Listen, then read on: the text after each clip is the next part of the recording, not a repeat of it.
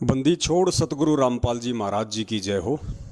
परमपिता परमेश्वर जी की असीम कृपा से एक बार पुनः आप और हम सभी सत्सेवक भाई बहन लाइव साध संगति के लिए सोशल मीडिया पे एकत्रित हुए हैं।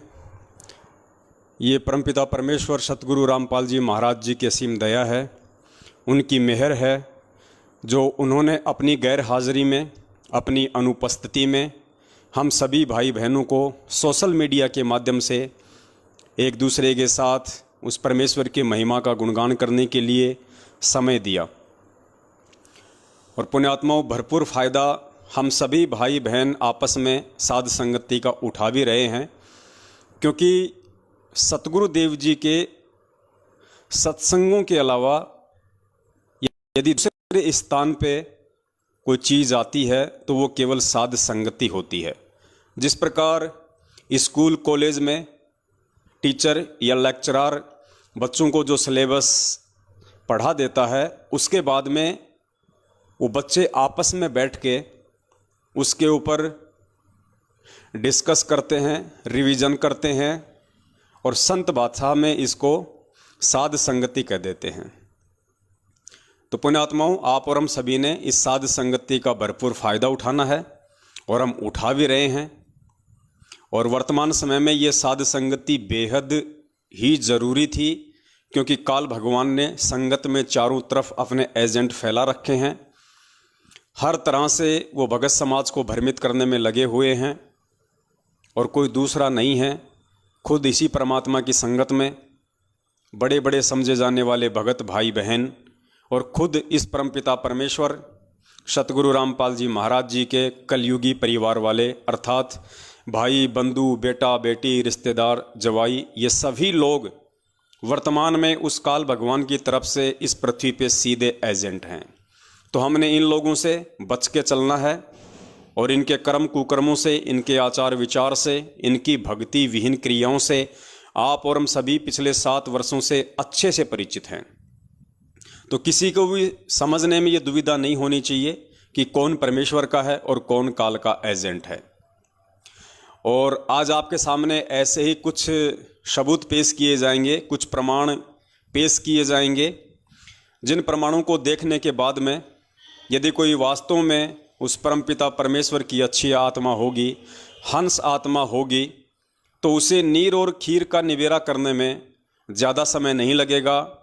वो तुरंत पहचान जाएगा कि आज से पहले हम जिन पूज्य गुरुदेव जी के कलयुगी परिवार वालों को, जिनमें उनकी बेटा बेटी, उनकी पत्नी, उनका भाई, उनके रिश्तेदार थे, हम उनको देवी देवताओं से नीचे नहीं आंका करते थे। लेकिन इस ज्ञान आधार से अब पता चलेगा कि उन कलयुगी परिवार वालों की औकात तो एक जो सड़क छाप व्यक्ति होता है या जो मंदबुद्धि श्रेणी का जो व्यक्ति होता है, उससे भी गई गुजरी है आध्यात्मिक क्षेत्र में। तो पुण्यात्माओं, आज हम साध संगति की शुरुआत करेंगे एक ऐसे वीडियो से, जिस वीडियो को सतलोक आश्रम मैनेजमेंट हरियाणा ने संगत में वायरल किया हुआ है और उसका टाइटल है गुरुद्रोहियों का पर्दाफाश पार्ट 1 और पार्ट 2।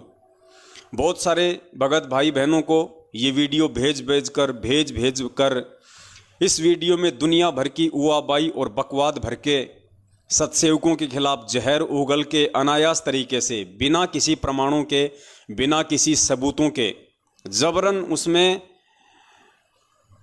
वो अंधकार ठोक ठोक के भर के और भगत समाज के ऊपर फैलाया जा रहा है। बहुत सारे भगत भाई बहनों के फ़ोन आए कि भगत जी, एक निराधार वीडियो सतलोक आश्रम मैनेजमेंट हरियाणा वालों के द्वारा संगत में बार बार सेंड किया जा रहा है और उसका शीर्षक है गुरुद्रोहियों की झूठ का पर्दाफाश। तो पुण्यात्माओं, वीडियो तो कोई भी बना सकता है, कोई बड़ी बात नहीं है। सबके पास मोबाइल हैं, मोबाइल में फंक्शन है, वीडियो तो कोई भी बना सकता है।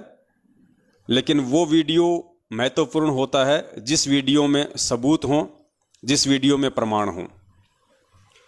तो आज आपको उस वीडियो के ऊपर भी कुछ विश्लेषण करके दिखाएंगे, ताकि उन आत्माओं का भी भ्रम निवारण हो जो अभी ज्ञान में थोड़ी कच्ची हैं और जो किसी के भी कहने से सुनने से तुरंत भ्रमित हो जाती हैं। उसके अलावा आपको एक मैसेज भी पढ़ाएंगे जो कि कॉल एजेंट सतलोक आश्रम मैनेजमेंट हरियाणा वालों के द्वारा संगत में शेयर किया जा रहा है। और इनके अधीन जितने भी चापलूस हैं, जितने भी फर्जी नामदान केंद्र वाले हैं, जितने भी कोऑर्डिनेटर हैं, स्टेट कोऑर्डिनेटर हैं, इन सभी लोगों की आज विशेष एक ड्यूटी लगा रखी है कि संगत वालों को, सत्सेवकों से दूर रखो। कहीं संगत वाले जो हमें ज्योति पाठ और दान का पैसा दे के हमें पाल रहे हैं, हमें पोस रहे हैं, जिनके दान के पीछे हमारे बच्चे पढ़ और पल रहे हैं, हमारी गाड़ी का डीजल पेट्रोल का काम चल रहा है, हम लोग प्रॉपर्टियां खरीद रहे हैं, अय्यासियां कर रहे हैं, मौज मस्तियां कर रहे हैं, कहीं हमारा वो रंगीलापन जो जीवन है वो समाप्त ना हो जाए। तो भगत समाज को भ्रमित करने के लिए तरह तरह के मैसेज इन चापलूसों के द्वारा संगत में वायरल किए जा रहे हैं। उनमें से एक मैसेज है, सतगुरुदेव जी की जय, अति आवश्यक सूचना। जैसा कि आप सभी जानते हैं कि सतगुरुदेव जी ने संजय तथा पवन को गुरुद्रोही घोषित कर रखा है। इसके बावजूद भी ये दोनों अपनी हरकतों से बाज नहीं आ रहे तथा भक्तों के पास नए नए तरीके अपनाकर गुमराह करने की कोशिश कर रहे हैं। उल्टा चोर कोतवाल को डांट रहा है। इसलिए आप सभी से प्रार्थना है कि आप जी को अगर इनका कोई भी मैसेज आपके फ़ोन पर या फिर सोशल मीडिया प्लेटफार्म पर बनी आपकी आईडी पर आता है तो उसे बिना पढ़े ही डिलीट कर दें और गलती से भी किसी अन्य भगत आत्मा के पास फॉरवर्ड ना करें। सतगुरुदेव जी ने हम सभी को ना तो ज्ञान में कच्चा छोड़ा है और ना ही भक्ति में। हम सभी नीचों पर दया करते हुए परमात्मा समय समय पर ऑडियो संदेश के माध्यम से सचेत करते रहते हैं। इसलिए आप खुद भी सतर्क रहें तथा अपने आसपास के सभी भक्तों को भी सतर्क करें। सत साहेब जी, बंदी छोड़ सतगुरु रामपाल जी भगवान की जय। देखो, भगवान शब्द और लगाते हैं संत रामपाल जी महाराज जी के आगे, जबकि मनाते हैं नालायक उनका जन्मदिन। गुरुद्रोही संजय तथा पवन से सावधान रहने के लिए सतगुरुदेव जी की ऑडियो, आपको ऑडियो भी सुनाएंगे बाद में वो कौन सी ऑडियो है। तो देखो पुण्यात्माओं, ये क्या हुआ भाई लिखते हैं। इसलिए आप सभी भक्तों से प्रार्थना है कि आप जी को अगर इनका कोई भी मैसेज आपके फ़ोन या फिर सोशल मीडिया प्लेटफार्म पर बनी आपकी आईडी पर आता है तो उसे बिना पढ़े ही डिलीट कर दें। यानी आप लोगों को अंधता में रखना चाहते हैं, आप लोगों को अंधेरे में रखना चाहते हैं, आप लोगों को मूर्खता में रखना चाहते हैं। ये नहीं चाहते कि आप लोग सत्यता से परिचित हो जाओ, ये नहीं चाहते कि आप लोगों को हकीकत का पता चले, आप लोगों को बरवाला कांड के पीछे की सच्चाई का पता चले और सतलोक आश्रम मैनेजमेंट हरियाणा के षड्यंत्र व उनके कुकर्मों का पता चले और इनका धार्मिक धंधा बंद हो जाए। क्योंकि इन लोगों का धार्मिक धंधा सिर्फ और सिर्फ संगत की मूर्खता और संगत के दान के पीछे चल रहा है। फिर आगे क्या लिखते हैं, सतगुरुदेव जी ने हम सभी को ना तो ज्ञान में कच्चा छोड़ा है और ना ही भक्ति में। अगर आपको पूरा विश्वास है कि गुरुजी ने ना ही तो आपको ज्ञान में कच्चा छोड़ा है और ना ही भक्ति में, तो फिर क्यों डर रहे हो भैया हमारी वीडियो देखने से? क्यों इतनी घबराहट हो रही है? क्यों तुम्हारे पसीने छूट रहे हैं? क्यों तुम्हारे कपड़े गीले हो गए ऊपर से लेकर नीचे तक कि पवन की वीडियो मत देखो, पवन की वीडियो मत देखो? फिर तुम्हें डर किस बात का है? अरे ये पवनदास अपने किसी भी सत्सेवक भाई को पिछले 7 साल से अगर कभी भी कहा हो एक बार भी कि सत्सेवक भाइयों आप मैनेजमेंट का कोई वीडियो मत देखो, कोई बात मत सुनो, कभी भी अगर इस दास ने कहा हो तो हमेशा ये दास अपने भगत भाई बहनों को और सर्व संगत को यही मैसेज देता है कि भैया हमें परमपिता परमेश्वर जी के वचन अनुसार चलना पड़ेगा, उनकी वाणियों के अनुसार हमें चलना पड़ेगा। और परमात्मा की वाणी कहती है कि कहे कबीर सोए जन मेरा, जो नीर खीर का करे निबेरा। जब तक मेरा भगत दोनों तरफ की बातें नहीं सुनेगा, दोनों तरफ के ऑडियो वीडियो नहीं देखेगा, तो वो कैसे निर्णय कर पाएगा कि सच क्या है और झूठ क्या है। लेकिन इन लोगों को भय है, इन लोगों को डर है अपने धार्मिक धंधे के नष्ट होने का, क्योंकि ये लोग हमारे वीडियो सबसे पहले देखते हैं, ये लोग हमारे मैसेज, हमारे पोस्टर सबसे पहले पढ़ते हैं, उसके बाद ही तो ये लोग संगत को मना करते हैं। क्योंकि इन्हें पता है कि इन वीडियो को अगर संगत ने देख लिया तो संगत तुम्हारे जाल से सदा सदा के लिए मुक्त हो जाएगी। और आज जो तुम संगत के दान पे अय्यासियाँ कर रहे हो, रंग रेलियाँ मनाते हो, मौज मस्तियाँ कर रहे हो, खुले सांड की तरह हर प्रकार से तुम अपने खर्चे पूरे कर रहे हो, वो सारे धंधे तुम्हारे बंद हो जाएंगे। इसलिए ये लोग डरते हैं कि कोई पवन दास का वीडियो ना देख ले। तो पुण्यात्माओं, अब ये तो आप लोगों के हाथ में है, आप लोगों के स्वयं के विवेक के ऊपर निर्भर करता है कि आप लोगों ने परमपिता परमेश्वर जी की वाणी के अनुसार चलना है या किसी भी मूर्ख व्यक्ति के कह देने से अपने आध्यात्मिक जीवन को मोड़ना है। उसके बाद एक ज़बरदस्त ऑडियो आपको सुनाते हैं, आज 1 मिनट की है, बिल्कुल ज़बरदस्त ऑडियो है। और ये ऑडियो सुनने के बाद में आप लोगों के होश उड़ जाएंगे, अगर आप लोग होश में होंगे तो। नेपाल से हमारी एक सत्सेवक बहन है कमला दासी। कमला दासी के साथ में एक बहन संपर्क में है मुन्नी दासी। कमला दासी के भगत जी हैं लेखनाथ जी। ये सभी भाई बहन लगभग पिछले 5 वर्षों से हम सत्सेवकों के साथ में जुड़े हुए हैं और तन मन धन से परमपिता परमेश्वर व उनकी भक्ति के प्रति समर्पित हैं। और पिछले 1-1.5 वर्ष से लगभग जो सत्सेवक बहन है हमारी नेपाल से कमला दासी, वो परमपिता परमेश्वर सतगुरु रामपाल जी महाराज जी को हर शनिवार के दिन भोग लगाती है।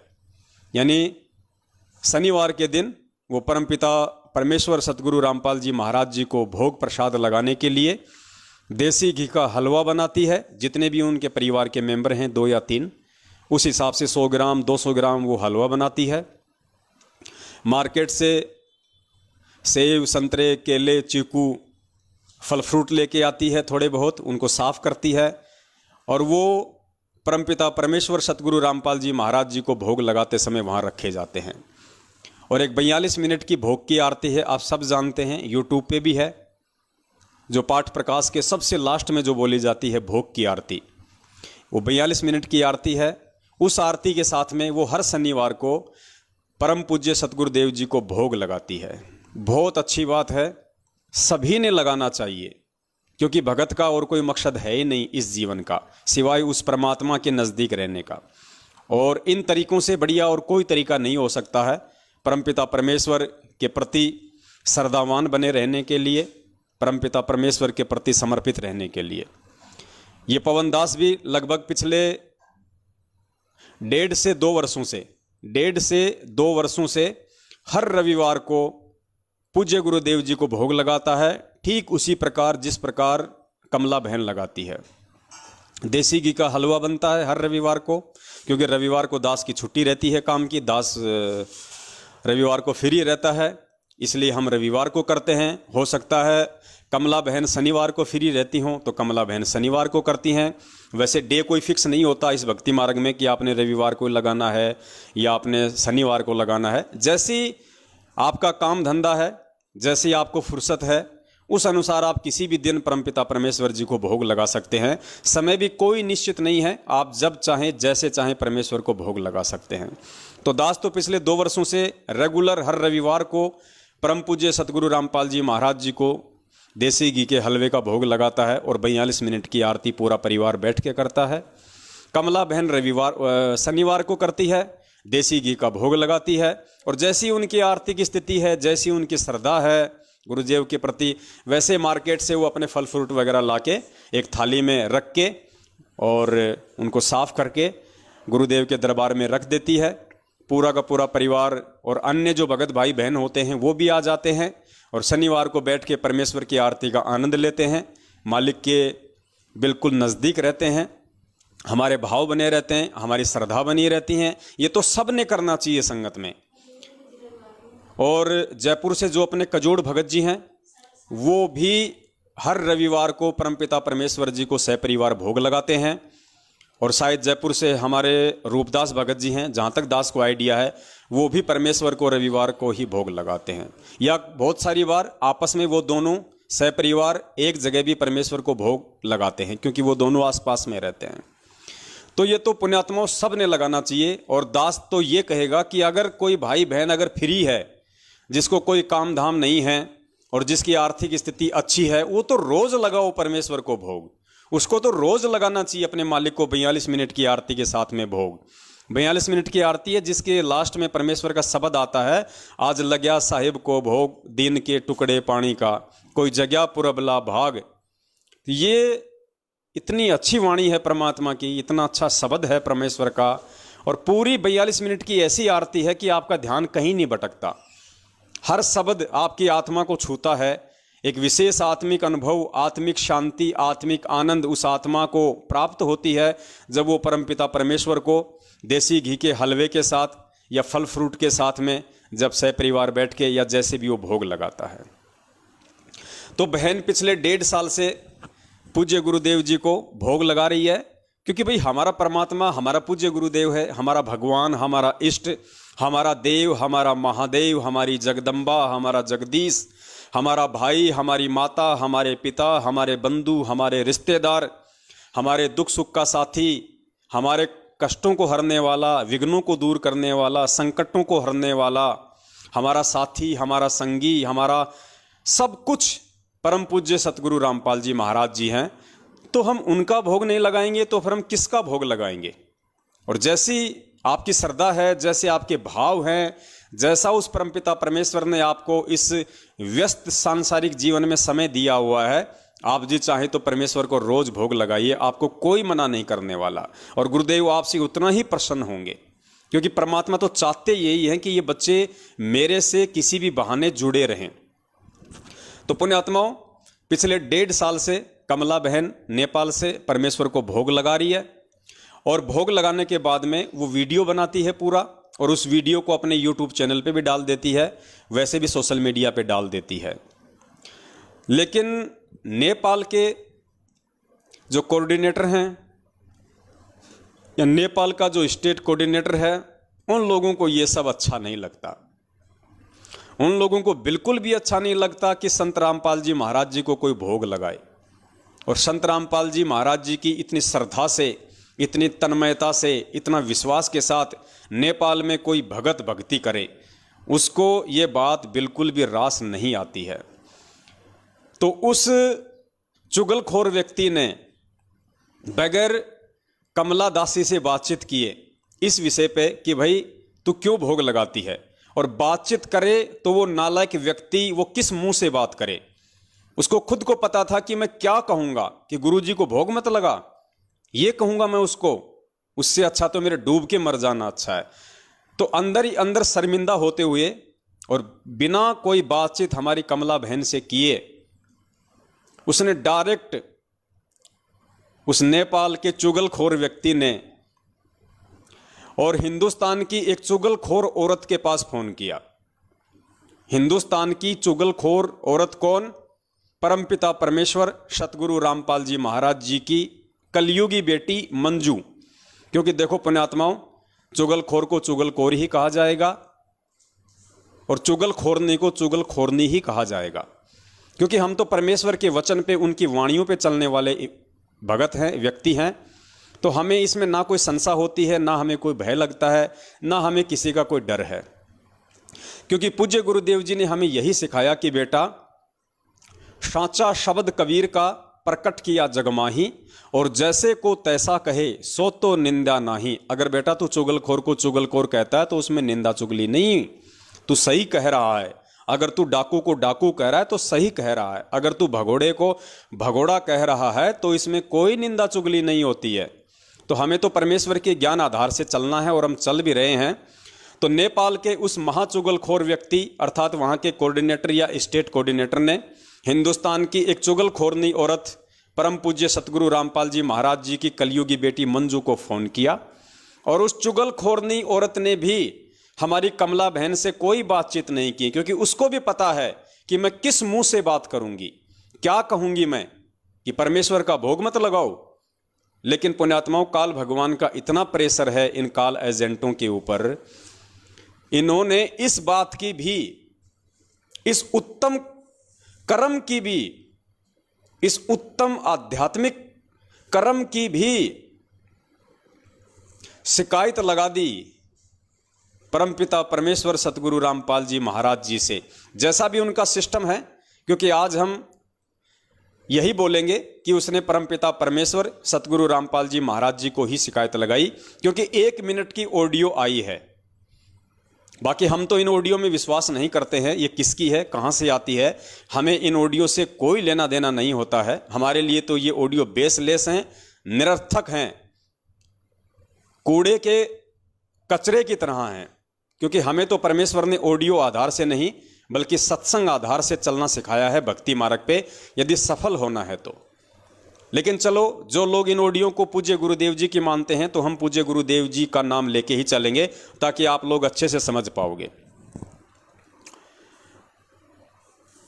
तो मंजू ने शिकायत लगाई हिसार जेल में परमपिता परमेश्वर सतगुरु रामपाल जी महाराज जी के पास में, और फिर उसकी कॉल रिकॉर्डिंग नेपाल भेज दी और हिंदुस्तान में भी संगत में भेजी गई। तो पुण्यात्माओं, सबसे पहले आपको ये ऑडियो सुनाते हैं, आप जी ऑडियो को ध्यान से सुनना। उसके बाद फिर परमपिता परमेश्वर इन दोनों चुगलखोरों की महा अज्ञानता का पर्दाफाश करवाएंगे कि ये किस नीचता पर उतराए हैं, किस घटियापन पर उतराए हैं, इन्हें अपने पराये में भी कोई भेद नजर नहीं आ रहा है। प्रणाम गुरु जी। जी वाह भक्ति दया करियो परमात्मा, आप ठीक हो मां जी? गुरु जी प्रार्थना है गुरु जी, और नेपाल के कुछ भगत आत्मा है जो गुरुद्रोही पवन और संजय के संपर्क में आ गए गुरु जी, और वे ना जी मन माना तरीके से भंडारा निकालते हैं, घर में फूल फल और फूल रखते हैं, और जैसे भोग की विधि पाठ प्रकाश में होता है ना जी, वो ही सारी करके और यूट्यूब और फेसबुक पर डाल रहे हैं। उनको नाम बताओ, उनको निकाल दो। कमला दासी है गुरु जी, उसका पति लेखनाथ दास, और करीबी है जी मुन्ना दासी, मोहनलाल जनपद। बेटी ने तो बताया उनका नाम है। हाँ जी, नेपाल के रहने वाले। क्या क्या नाम बताए? कमला दासी गुरु जी, उसके पति लेखनाथ दास, उसका पति लेखनाथ। हाँ जी, और करीबी है मुन्ना दासी, इनका सहयोग कर रहे हैं गुरु जी। हाँ, तो ये जितने भगत हैं या तो सुधार कर ले, जो जिस तरह ये गलतियां कर रहे हैं इसको सुधार ले, नहीं तो इनको मिशन से निकाल दिया जाए, इनको गुरुद्रोही घोषित कर दिया जाएगा। इनको लिख कर भेज दो। जी गुरु जी। हाँ ठीक है बेटा जी, दंडवत प्रणाम गुरु जी। और सत्साई पुण्यात्माओं, 1 मिनट की ऑडियो आपने सुनी। मुझे तो सुनते ही बड़ी हंसी आई इस ऑडियो पे कि इन लोगों का अपना भी जो बचा खुचा जो विवेक था वो भी काल भगवान ने हर लिया है, और इन नालायकों को खाली खोका बना के इस पृथ्वी लोक पे इनका चोटा पकड़ के घुमा रहा है काल भगवान। इनको कुछ भी ध्यान नहीं है कि हम क्या कर रहे हैं, हम किस चीज़ की शिकायत कर रहे हैं, किस चीज़ की शिकायत नहीं करनी चाहिए, हम किस से शिकायत कर रहे हैं, क्या उसका रिजल्ट आएगा। पुण्यात्माओं, इसी को कहते हैं काल भगवान की सूक्ष्म चाल। अंदर से पूरा खोका कर दिया सतलोक आश्रम मैनेजमेंट हरियाणा को, बिल्कुल थोता और खोका। पुण्यात्माओं, आप इस भक्ति मार्ग पे लगे हैं, और भक्ति मार्ग का आधार, भक्ति मार्ग का मूल सतगुरु होता है, क्योंकि ये बातें उस तत्वदर्शी संत के सत्संगों से ही मालूम पड़ती हैं। और परमेश्वर भी कहते हैं मंगलाचरण के लास्ट में कि 33 कोटि या धारा, आगे क्या वाणी, 33 कोटि या धारा ध्यावे सहस 88, उतरे भव जल पारा, कट है यम की फांसी। यानी 33 कोटि या धारा। फिर आगे उस मंगलाचरण में सरलार्थ किया गया है कि वो पूर्ण परमेश्वर, वो सबका दाता, वो सबका सृष्टि रचनहार, वो कबीर परमेश्वर 33 कोटि या धारा, अर्थात 33 करोड़ देवी देवताओं की भक्ति का मूल आधार भी वो कबीर परमेश्वर ही है। और 33 करोड़ देवी देवता भी उस एकमात्र परमपिता परमेश्वर की ही आराधना करते हैं, उसी को अपना आधार मानते हैं, उसी को अपना मूल मानते हैं, अपना सब कुछ मानते हैं। आप लोगों ने देखा होगा मोटरसाइकिल का जो पहिया होता है, जो रिम होती है, या साइकिल की जो रिम होती है, और चारों तरफ उसके वो ताड़ियाँ होती हैं वायर से, और बीच में उसके एक्सल होता है। एक्सल, अब पुण्यात्माओं, वो जो एक्सल है वो उस टायर और उस जितनी भी वो ताड़ियाँ हैं वो उन सब का आधार है। उस एक्सल के सहारे वो टायर घूम रहा है, वो टायर बिल्कुल गोल है, वो रिम बिल्कुल गोल है। अगर वो एक्सल ना हो तो वो टायर जो है वो किसी भी गाड़ी में फिट नहीं किया जा सकता। इसी प्रकार ये जो पूर्ण परमेश्वर हैं, जो वर्तमान में सतगुरु रामपाल जी महाराज जी के रूप में धरती पे प्रकट हैं, ये उस एक्सल की तरह इस सकल सृष्टि का आधार है। जितने भी देवी देवता हैं, ब्रह्मा विष्णु महेश हैं, काल है, दुर्गा है, ये अपनी भक्ति का मूल आधार, अपना मूल केवल उस परमपिता परमेश्वर को ही मानते हैं। तभी तो उसने गीता जी में अर्जुन से कहा कि अर्जुन, तुझे गुप्त से गुप्त बात बताता हूं कि मेरा इष्ट देव भी वही है, और तुझे अगर उसकी प्राप्ति करनी है तो किसी तत्वदर्शी संत की तलाश कर ले। तो पुण्यात्माओं, फिर हम जीवों की क्या औकात जो उस परमेश्वर के अलावा कोई दूसरा हमारा आधार हो, और जब हमारा वही एकमात्र आधार है तो पुण्यात्माओं फिर हम किसको भोग लगाएं? हम किसको भोग लगाएं फिर उसको छोड़ के? मतलब विचार करना होगा आज संगत को कि हम जिस परमपिता परमेश्वर सतगुरु रामपाल जी महाराज जी को अपना परमेश्वर मान चुके हैं, अपना तन मन धन हम जिनके श्री चरण कमलों में समर्पित कर चुके हैं, अपनी भक्ति का और अपने सांसारिक जीवन का हम उनको आधार मान चुके हैं, तो उनके अलावा ये सतलोक आश्रम मैनेजमेंट हरियाणा फिर हमारे से और किसको भोग लगवाना चाहता है? और इस मंद बुद्धि औरत मंजू को तो इतना भी ज्ञान नहीं रहा, आभास नहीं रहा कि नालायक कम से कम इतना ही सोच लेती कि ये लोग मेरे बाप को भोग लगा रहे हैं। अरे मंजू, हम तेरे बाप को ही भोग लगा रहे हैं, हम किसी और को भोग नहीं लगा रहे, हम तेरे बाप को भोग लगा रहे हैं, तेरे बाप को, जिसे पूरी दुनिया सतगुरु रामपाल जी महाराज कह रही है। और तेरे बाप को भोग लगाते लगाते भी तेरे को अच्छा नहीं लग रहा, तेरे को रास नहीं आ रहा, तो दुनिया का सबसे बड़ा गुरुद्रोही और काल एजेंट और कौन हो सकता है दुनिया में? पुण्यात्माओं, मेरे बाप की यदि कोई प्रशंसा करे, मेरे बाप की यदि कोई बड़ाई करे, मेरे बाप को अगर 50 जगह अगर कोई कहे कि भाई जो पवन दास का जो पिताजी है भाई बहुत अच्छा है, भाई आदमी एकदम इंसाफ शरीफ आदमी है, जो बात बोलता है बिल्कुल मुंह पे बोलता है, और कोई यदि मेरे बाप को भोग लगाए, मेरे बाप को देवी देवताओं की तरह पूजे, तो पुण्यात्माओं मेरा सीना तो फक्र से चौड़ा हो जाना चाहिए, मेरा तो 1.25 किलो खून बॉडी में डेवलप हो जाना चाहिए। और यहां क्या हो रहा है पुण्यात्माओं? इस मंजू के बाप का वो बहन भोग लगा रही है, इस मंजू के बाप को वो बहन अपना भगवान समझ रही है, अपना परमात्मा मान रही है, और ये नालायक कह रही है कि नहीं, मेरे बाप का भोग मत लगा, मेरा बाप भगवान नहीं है, मेरे बाप का भोग मत लगा। पुण्यात्माओं, इससे ज्यादा मंद बुद्धि औरत और इस दुनिया में कौन हो सकती है? अब तू क्या चाहती है मंजू दीदी? तेरे बाप का भोग ना लगाएं तो क्या तेरी मां का लगाएं? तेरे चाचा का भोग लगाना शुरू कर दें, या तेरे दोनों भाइयों का और तेरे पति संजय भगोड़े का भोग लगाना शुरू कर दें? ये चाहती है क्या? पुण्यात्माओं, दिमाग का स्तर इन लोगों का कितना नीचे गिर चुका है, ये भी इनमें कॉमन सेंस भी नहीं रही। ये कम से कम इतना तो सोचती है प्रार्थना लगाते समय कि नेपाल की जो सतसेवक बहन है कमला दासी, वो किसका भोग लगा रही है, किसको भोग लगा रही है? उस भोग की थाली के सामने फोटो किसकी रखी है? अरे नालायक, तेरे खुद के बाप की रखी है, जिसे तू अपना शरीर का बाप भी कहती है, और अपना आध्यात्मिक बाप तो तू उनको नहीं मानती, वो तो हमें पता है, लेकिन कम से कम अपने शरीर का बाप तो समझ ले।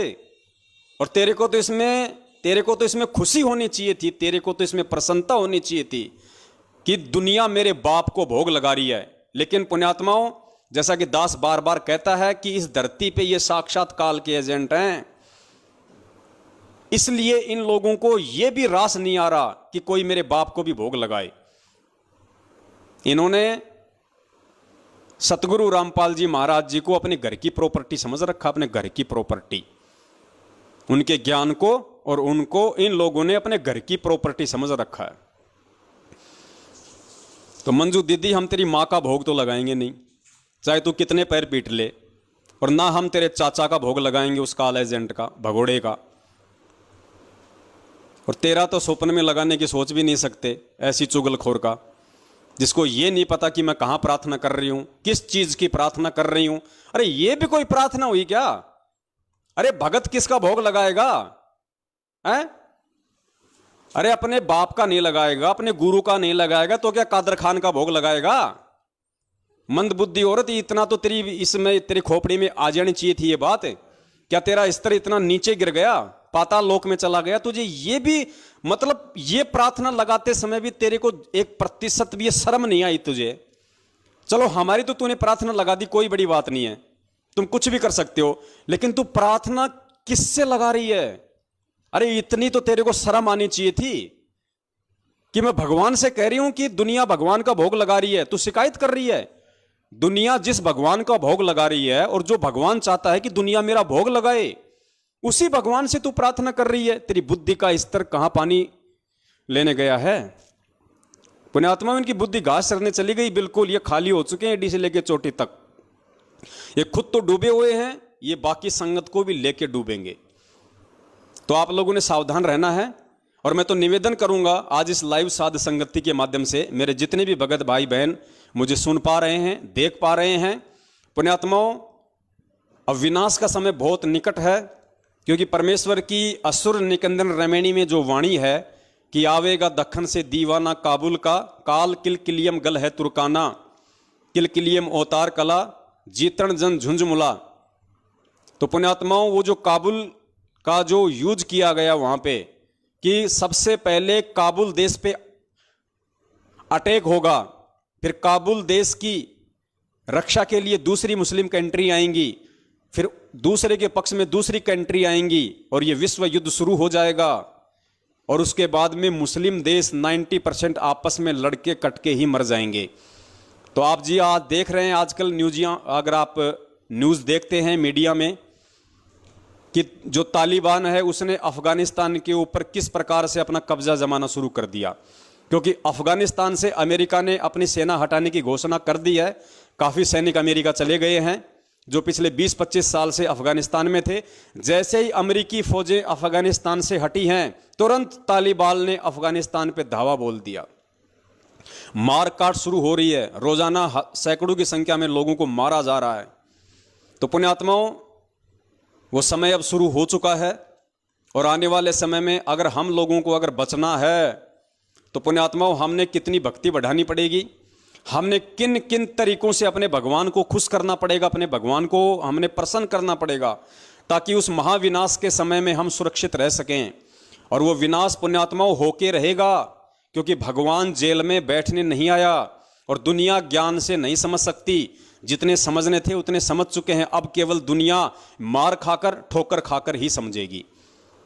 और परमेश्वर ने यदि कलयुग में सतयुग लाना है तो छटनी करनी पड़ेगी, असंख्यों आत्माओं को यहां से जाना पड़ेगा, अकाल मृत्यु को प्राप्त होना पड़ेगा, वरना इस भीड़ में, इस जगत की गंदगी में आप और हम भक्ति नहीं कर सकते। इसलिए महाविनाश होना तय है। तो पुण्यात्माओं, उस समय आप और हम कैसे बचे रह सकते हैं यदि हम इस परमेश्वर के नजदीक ना रहे? तो पुण्यात्माओं, भक्ति तो हम कर ही रहे हैं सतगुरुदेव जी के आशीर्वाद से। इसलिए दास आप जी से निवेदन करेगा कि आप जितने भी भगत भाई बहन लाइव साध संगति का ये प्रोग्राम देख रहे हैं, अगर आपको भी यदि सतगुरुदेव जी प्रेरणा करें तो पुण्यात्माओं, जैसा भी आपको समय मिले, जिस भी दिन, उसी दिन परमपिता परमेश्वर जी का देसी घी का हलवा बनाइए। जितने भी आपके परिवार के मेंबर हैं, 2, 4, 5, 10, उस अनुसार 100 ग्राम का, 200 ग्राम का, जैसे भी आपकी श्रद्धा है, आप देसी घी का हलवा बनाइए परमेश्वर का। और आपकी आर्थिक स्थिति अच्छी है तो मार्केट से फल फ्रूट भी लेके आइए। और पुण्यात्माओं, सप्ताह में जिस दिन भी आपको लगे कि आज मेरी छुट्टी है या आज मैं छुट्टी के लिए दिन निकाल सकता हूं, यह ऐसा कोई विशेष नहीं है मेरे लिए कामकाज, उस दिन पूरा परिवार बैठ के परमपिता परमेश्वर जी को उस 42 मिनट की भोग की आरती के साथ भोग लगाइए और परमेश्वर का अनुग्रह प्राप्त कीजिए। गुरुदेव ने स्पष्ट संगतों में कहा हुआ है कि पुण्यात्माओं, अभी तुम मात्र 20% ही भक्ति की तरफ अग्रसर हो, 80% तुम्हारा ध्यान सांसारिकता में रमा हुआ है। लेकिन जब तक इसका उल्टा नहीं होगा, अर्थात जब तक तुम 80% मेरी भक्ति में नहीं लगोगे और 20% ही अपने रोजी रोटी के लिए प्रयास नहीं करोगे, तब तक तुम भगत की श्रेणी में भी नहीं आओगे। तो पुण्यात्माओं, उस 20% से ऊपर और भक्ति बढ़ाने के लिए अब हमने परमपिता परमेश्वर जी का, जैसा भी जिसको समय मिले, सप्ताह में या महीने में, जरूर उस परमपिता परमेश्वर सतगुरु रामपाल जी महाराज जी को देसी घी के हलवे का भोग लगाइए। बैठ के सह परिवार 42 मिनट की जो यूट्यूब पे आरती है, भोग की आरती आपको मिल जाएगी। आप वो आरती कीजिए पुण्यात्माओं। हम परमेश्वर के जितना नजदीक रहेंगे, जितना हम परमेश्वर के कृपा पात्र बन के रहेंगे, उतना ही परमात्मा हमारे नजदीक रहेगा। और मैं तो ये मानता हूं कि इन चुगलखोरों ने जो ये चुगली लगाई है, ये हमारे लिए एक बहुत बड़ा ये प्लस पॉइंट साबित हुआ है, क्योंकि काल की चाल से ही परमात्मा अपना कार्य सिद्ध करता है। तो इन काल एजेंटों ने तो बहुत शाने बन के उस कमला बहन के ऊपर दबाव डालने के लिए और उन नेपाल के चुगलखोरों को, उनको खुश करने के लिए कि देखो मैं तुम्हारी हिंदुस्तान की चुगलखोरनी दीदी, जैसा तुमने कहा तुरंत मैंने हिसार जेल में प्रार्थना लगा दी, हा हा हा हा हा, उनको खुश करने के लिए, उन गधों को। और इसने ऐसी ज्ञान विरुद्ध घटिया हरकत की है जो शायद भक्ति इतिहास में सिवाय उस काल भगवान के और कोई नहीं कर सकता। अरे भगवान का एक भगत भोग लगा रहा है और तू उसी भगवान से तू प्रार्थना कर रही है, शिकायत कर रही है कि भगवान दुनिया आपका भोग लगा रही है। अरे तू काहे की भगत है, तू तो जगत से भी गई गुजरी है। और वो भगवान वो अंदर ही अंदर हंसा होगा, वो अंदर ही अंदर हंसा होगा कि देख ये मंदबुद्धि, और लोग इसको कहते हैं ये मेरी बेटी है। अरे मेरी बेटी ऐसी हो सकती है क्या?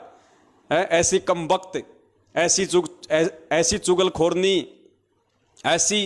ऐसी मंदबुद्धि जिसमें कॉमन सेंस भी नहीं है, वो मेरी बेटी कैसे हो सकती है? मेरी बेटी तो कमला है, कमला नेपाल वाली मुन्नी दासी है। वो है मेरे असली बेटा बेटी जो मुझे अपना परमात्मा समझ के और मेरा भोग लगा रहे हैं। तो पुण्यात्माओं, शायद परमपिता परमेश्वर सतगुरु रामपाल जी महाराज जी ने आने वाले विनाश के समय से बचने के लिए और हम सबको और ज्यादा भक्ति की तरफ अग्रसर करने के लिए, हो सकता है ये सारा खेल रचा है।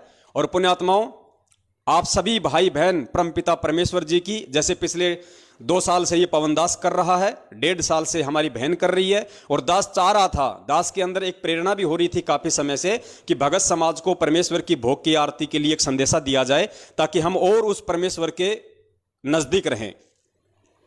अरे मालिक की वाणी है वो, मालिक के उसमें शब्द हैं। भक्ति बोध पुस्तक में लिखा हुआ है, जो 3 समय की आरती वाली जो भक्ति बोध है, संध्या आरती के बाद में उसमें वो आरती लिखी हुई है 42 मिनट की। अरे अगर उसमें परमेश्वर ने आरती दी है तो दी किस लिए है?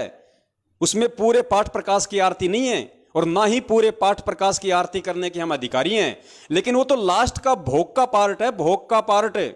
खुद उस परमपिता परमेश्वर सतगुरु रामपाल जी महाराज जी ने 3 समय की आरती के बाद में उसमें लिखवाया है ताकि मेरे बच्चे कॉमन सेंस से इस बात को समझें और परमेश्वर की भोग की आरती भी करें।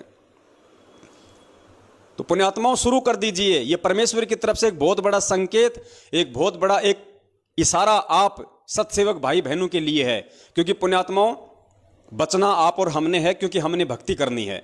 और जिसको ये ज्ञान ही नहीं है कि भक्ति क्या है, भगवान क्या है, हम क्या कर रहे हैं, हम क्या नहीं कर रहे, उन काल एजेंटों को क्या मतलब, क्या पता वो 3 समय की आरती भी करते हैं कि नहीं करते। जिस मंजू को भोग की आरती से इतनी नफरत है, पुण्यात्माओं सोचो वो 3 समय की आरती कहां करती होगी। और सोचिए वो औरत कहां संत रामपाल जी महाराज जी को अपना भगवान समझती होगी।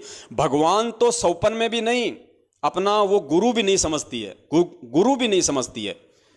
अगर अपना शरीर का बाप समझती तो भी उसको ये सुन के बड़ी प्रसन्नता होती कि नेपाल से कोई बहन है जो मेरे बाप का भोग लगा रही है, मेरे बाप को भगवान तुल्य मान रही है।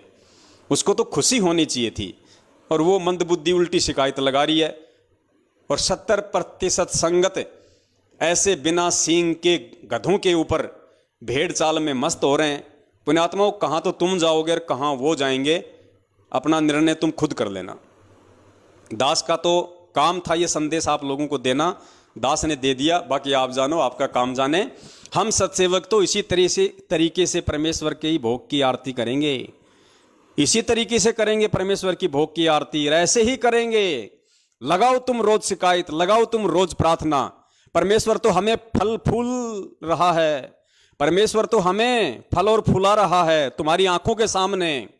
तुम लोगों का तो खून जल गया सारा पिछले 7 साल से, चुगलियां करते करते, शिकायतें लगाते लगाते, और हम सत्सेवकों को परमेश्वर ने अपनी पलकों पे रखा हुआ है। दिन दोगुना रात चौगुना परमेश्वर हमारे को वर्दी दे रहे हैं, हमारे को भक्ति धन दे रहे हैं, परमात्मा अपना आशीर्वाद लौटा रहे हैं। अरे कोरोना में तुम मरे हो, सत्सेवक नहीं मरा कोई भी। मैनेजमेंट के 300-400 लोग मरे सारनामी सतनामी कोरोना से। एक भी सत्सेवक अगर मरा हो कोरोना से तो बता दो, कोई भी कहीं भी एक भी मरा हो तो परमात्मा किसके साथ में है?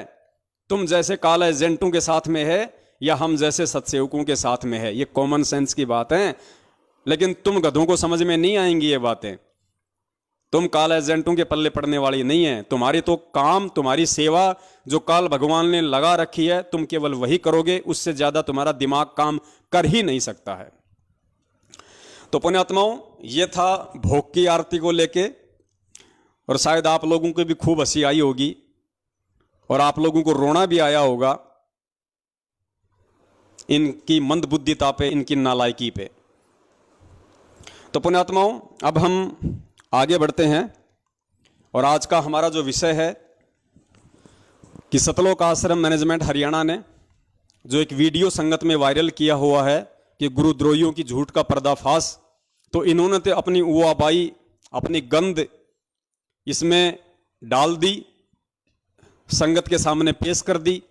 जो मंदबुद्धि था वो तो खा गया उस धुआं को, और जिसको परमेश्वर ने सद्बुद्धि बख्श रखी थी उस आत्मा ने उसको देखा और देख के फिर दास के पास भेजा कि भगत जी थोड़ा सा इस वीडियो पे विश्लेषण कीजिए, ये संगत में काफी वायरल किया जा रहा है, क्योंकि आजकल संगत तेजी से जाग रही है। और जब जब ये संगत तेजी से जागती है तो मैनेजमेंट ऐसी ही मनमानी और घटिया हरकतों पे उतर आता है। तो पुण्यात्माओं, हम सत्सेवकों का काम है कि आपको दोनों तरफ की बातों से हम अपडेट रखें। तो हम आपको वो वीडियो भी सुनाएंगे, हो सकता है आपने सुन भी रखा होगा, और जिन भाइयों ने नहीं सुना वो भी इस वीडियो को सुने, क्योंकि हम तो खुद चला के आपको इनको वीडियो दिखाएंगे, आपको सुनाएंगे, तभी तो आप निर्णय करोगे। अगर मैं ही आपको बोल दूं अपनी तरफ से और आपको यदि मैं वो मैनेजमेंट वाला वीडियो ना दिखाऊं जो इन्होंने संगत में वायरल कर रखा है, तो आप कैसे समझ पाओगे कि क्या सही है और क्या गलत है? आप तो यही कहोगे कि पवन दास तो अपनी तरफ से बोल रहा है। लेकिन पुण्यात्माओं, हम सत्सेवक हैं और ये भक्ति मार्ग गुरुजी ने बताया निष्पक्ष होके चलने का है, पक्ष और विपक्ष से दूर निष्पक्ष होके। तो आपको साथ में इन लोगों का वीडियो दिखाऊंगा, उसके बाद में फिर ज्ञान आधार से परमात्मा इस पे विश्लेषण करवाएंगे। तो सुनिए इनकी गदर फिल्म का पार्ट 3। सभी भक्तों को सच्चाई। हमने पिछली वीडियो के माध्यम से आपको सच्चाई से परिचित कराने की कोशिश की कि किस तरह कुछ तथाकथित सत्सेवक, जिनको सदगुरुदेव संत रामपाल जी महाराज ने गुरुद्रोही घोषित किया हुआ है, वो झूठ पर झूठ बोलते आ रहे हैं। यह बात स्पष्ट हो चुकी है कि संजय दिल्ली व पवन जयपुर तथा जो भी इनके साथ समर्थन में है, उनको सदगुरुदेव जी ने गुरुद्रोही घोषित किया हुआ है। आज समाज में जिसको भी यह पता चल जाता है कि केवल संत रामपाल जी महाराज ही इस संसार से मुक्ति दिला सकते हैं और सतलोक ले जा सकते हैं, फिर चाहे वो सत्संग देखकर समझे हों या पुस्तक पढ़कर, वह नामदान केंद्र पर आकर नाम उपदेश ले लेते हैं। लेकिन दुख तब होता है जब संत रामपाल जी महाराज की हरी भरी बगिया को ये गुरुद्रोही नामक खराब करते हैं। एक तरफ तो हम यह कह रहे हैं कि मोक्ष केवल संत रामपाल जी महाराज ही करा सकते हैं और वही बंदी छोड़ है, इसलिए हम सभी भगत उनका बंदी छोड़ सदगुरु रामपाल जी महाराज के नाम से जयकारा लगाते हैं। दूसरी तरफ ये गुरुद्रोही कह रहे हैं कि सदगुरुदेव जी को षड्यंत्र के तहत फंसा दिया गया। अब पुण्यात्माओं, यही सबसे बड़ा पॉइंट है जो इन्होंने इन वीडियो में रखा है। इनके पास और तो कोई प्रूफ है नहीं हमारे खिलाफ, और तो कोई सबूत है नहीं सिवाय उआबाई के। तो इन्होंने ये जो 4 मिनट का वीडियो बनाया था, इसमें इनका सबसे पहला जो आरोप है, सबसे पहला जो दोषारोपण है हम सत्सेवकों के ऊपर, या यूं कह लीजिए मुझ पवन दास के ऊपर, वो इन्होंने ये लगाया है कि भाई एक तरफ तो ये लोग ये कहते हैं कि परमात्मा तो जो है वो बंदी छोड़ है, और दूसरी तरफ कहते हैं कि परमात्मा को सतलोक आश्रम मैनेजमेंट हरियाणा वालों ने एक षड्यंत्र के तहत फंसाया है। और फिर ये कह रहे हैं कि बताओ पुण्यात्माओं, परमात्मा को षड्यंत्र के तहत कौन फंसा सकता है? अब पुण्यात्माओं, दास ने अनेकों बार ये शब्द कहे हैं। जो बातें सही हैं, जो सत्य है, वो मैं स्वीकार करूंगा। बिल्कुल मैं पिछले 7 साल से यही कहता आ रहा हूं कि परमपिता परमेश्वर सतगुरु रामपाल जी महाराज जी को बरवाला कांड के तहत काल एजेंट सतलोक आश्रम मैनेजमेंट हरियाणा अर्थात राष्ट्रीय समाज सेवा समिति ने, जिनमें उनका भाई, बेटा, बंधु, जवाई, रिश्तेदार और कुछ मूर्ख टाइप के लोग थे, जिन्होंने अपनी मनमानी घटिया हरकतों के चलते और महेंद्र जैसे शीर्ष लोगों ने प्रशासन के साथ मिलके एक सोची समझी साजिश के तहत, एक चाल के तहत गुरुजी के खिलाफ षड्यंत्र रचा और गुरुजी को फंसाया। बिल्कुल मैं अपने इस बात पे कायम हूं, मैं झूठ नहीं बोलूंगा, क्योंकि झूठ बोलना दुष्टों का काम होता है, काल एजेंटों का काम होता है, सत्सेवकों का नहीं होता है। अगर मैंने ये बात कही है कि पूज्य गुरुदेव जी को षड्यंत्र के तहत फंसाया गया है, तो इस चीज को मैं साबित भी करूंगा और मैंने साबित भी किया है। और पुण्यात्माओं, दास ने फिर अपने वीडियो में यह भी जिक्र किया है कि भाई वो परमात्मा है, सारी सृष्टि का रचनहार है, जिसके आधे बाल पे पूरी सृष्टि नहीं है। वो परमात्मा सतगुरु रामपाल जी महाराज जी हैं, जिनको बरवाला कांड के तहत फंसाया गया है। अब आप लोगों को ये बातें कैसे समझ में आएंगी, इस चीज को हम ज्ञान आधार से समझेंगे कि एक जीव भी परमात्मा को कैसे फंसा सकता है। पुण्यात्माओं, परमात्मा अपने वास्तविक स्वरूप में नहीं है। परमात्मा अपनी वास्तविक जो समर्थता है, अपनी वास्तविक जो पावर है, परमात्मा उसको नहीं दिखा रहा है। परमात्मा एक आम व्यक्ति की भूमिका में है, आप और हमारी तरह।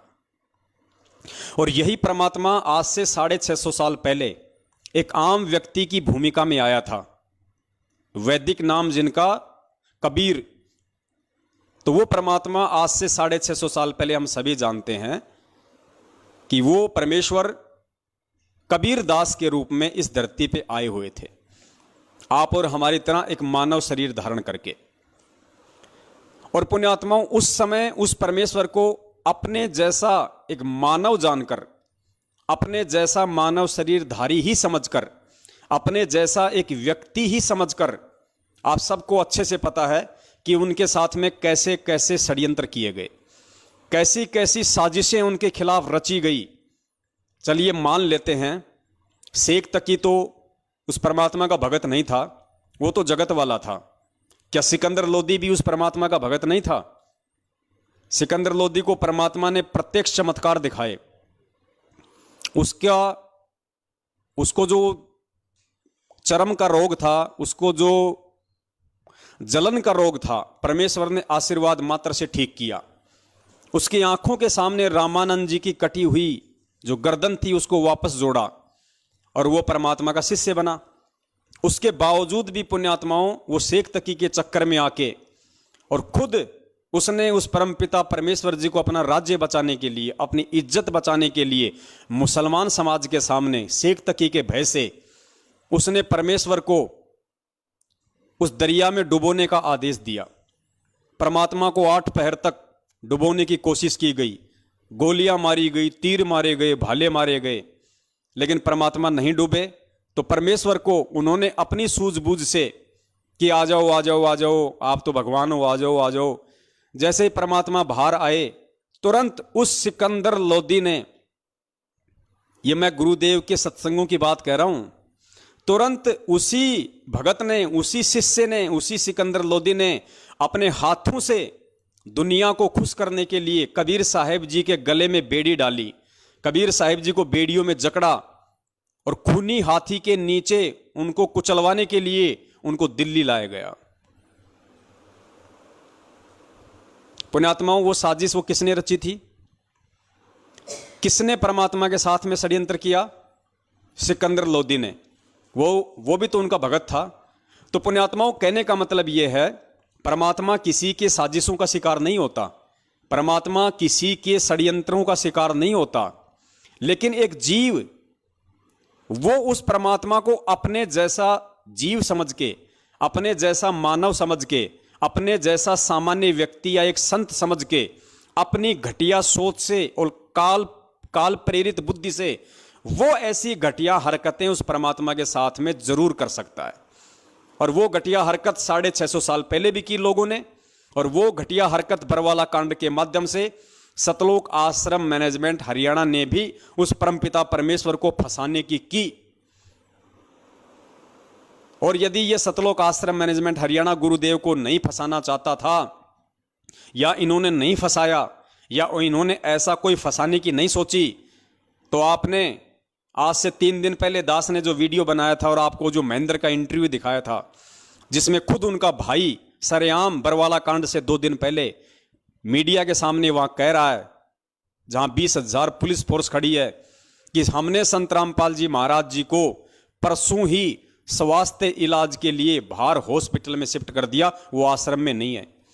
पुण्यात्माओं, ये सोची समझी साजिश के तहत ये इंटरव्यू दिया गया था, जबरन उस परमेश्वर को फंसाने के लिए, आश्रम पे पुलिस के द्वारा जबरन हमला करवाने के लिए एक सोची समझी साजिश थी ये। क्योंकि पिछले 7-8 दिनों से वहां पे 20,000 पुलिस फोर्स पड़ी हुई थी, लेकिन आश्रम पे अटैक नहीं कर रही थी। क्यों नहीं कर रही थी? क्योंकि सामने बच्चे थे, महिलाएं थी, उनको भी पता था कि ये बेचारे ये निर्दोष हैं। पुलिस आगे नहीं बढ़ रही थी, और पुलिस आगे नहीं बढ़ रही थी तो मैनेजमेंट को टेंशन हो गई, गुरुजी के भाई को चिंता हो गई कि हमने जो षड्यंत्र जो रचा था वो तो फैल होता जा रहा है। तो पुलिस को उकसाने के लिए और जानबूझ के पुलिस आश्रम पे हमला करे, इसके लिए उसने पुलिस वालों के सामने और मीडिया को इंटरव्यू दिया कि संत रामपाल जी महाराज जी आश्रम में नहीं है, हमने परसों ही उनको बाहर हॉस्पिटल में शिफ्ट कर दिया स्वास्थ्य इलाज के लिए, ताकि पुलिस प्रशासन सख्ते में आ जाए और पुलिस प्रशासन ये सोचने पे मजबूर हो जाए कि जब हम पिछले 10-12 दिनों से यहां पे डेरा डाले बैठे हैं, धारा 144 लगा रखी है, चिड़ी का बच्चा ना आ सकता ना जा सकता, और संत रामपाल जी का भाई जो आश्रम का सबसे बड़ा व्यक्ति है, उनके बाद एक जिम्मेदार व्यक्ति जब इस तरह का बयान दे रहा है तो जरूर दाल में काला है। लगता है संत रामपाल जी महाराज जी को इन्होंने किसी भी तरीके से आश्रम से फरार कर दिया। उसके बाद पुण्यात्माओं, पुलिस प्रशासन ने आश्रम पे हमला किया इस महेंद्र का इंटरव्यू सुनने के बाद। तो पुण्यात्माओं, ये साजिश नहीं थी तो और क्या थी? ये षड्यंत्र नहीं था तो और क्या था? ये पुलिस वालों को आश्रम पे अटैक करने के लिए, अगर उकसाने के लिए षड्यंत्र नहीं था तो और क्या था? तो इन्होंने की ना अपनी साजिश, लेकिन ये अपनी साजिश में फेल नहीं हुए, क्योंकि परमेश्वर किसी की साजिश का शिकार नहीं होता, परमात्मा किसी के षड्यंत्र का शिकार नहीं होता। तो दास ने इस तरीके से ज्ञान आधार से वो पूरा वीडियो बनाया हुआ है।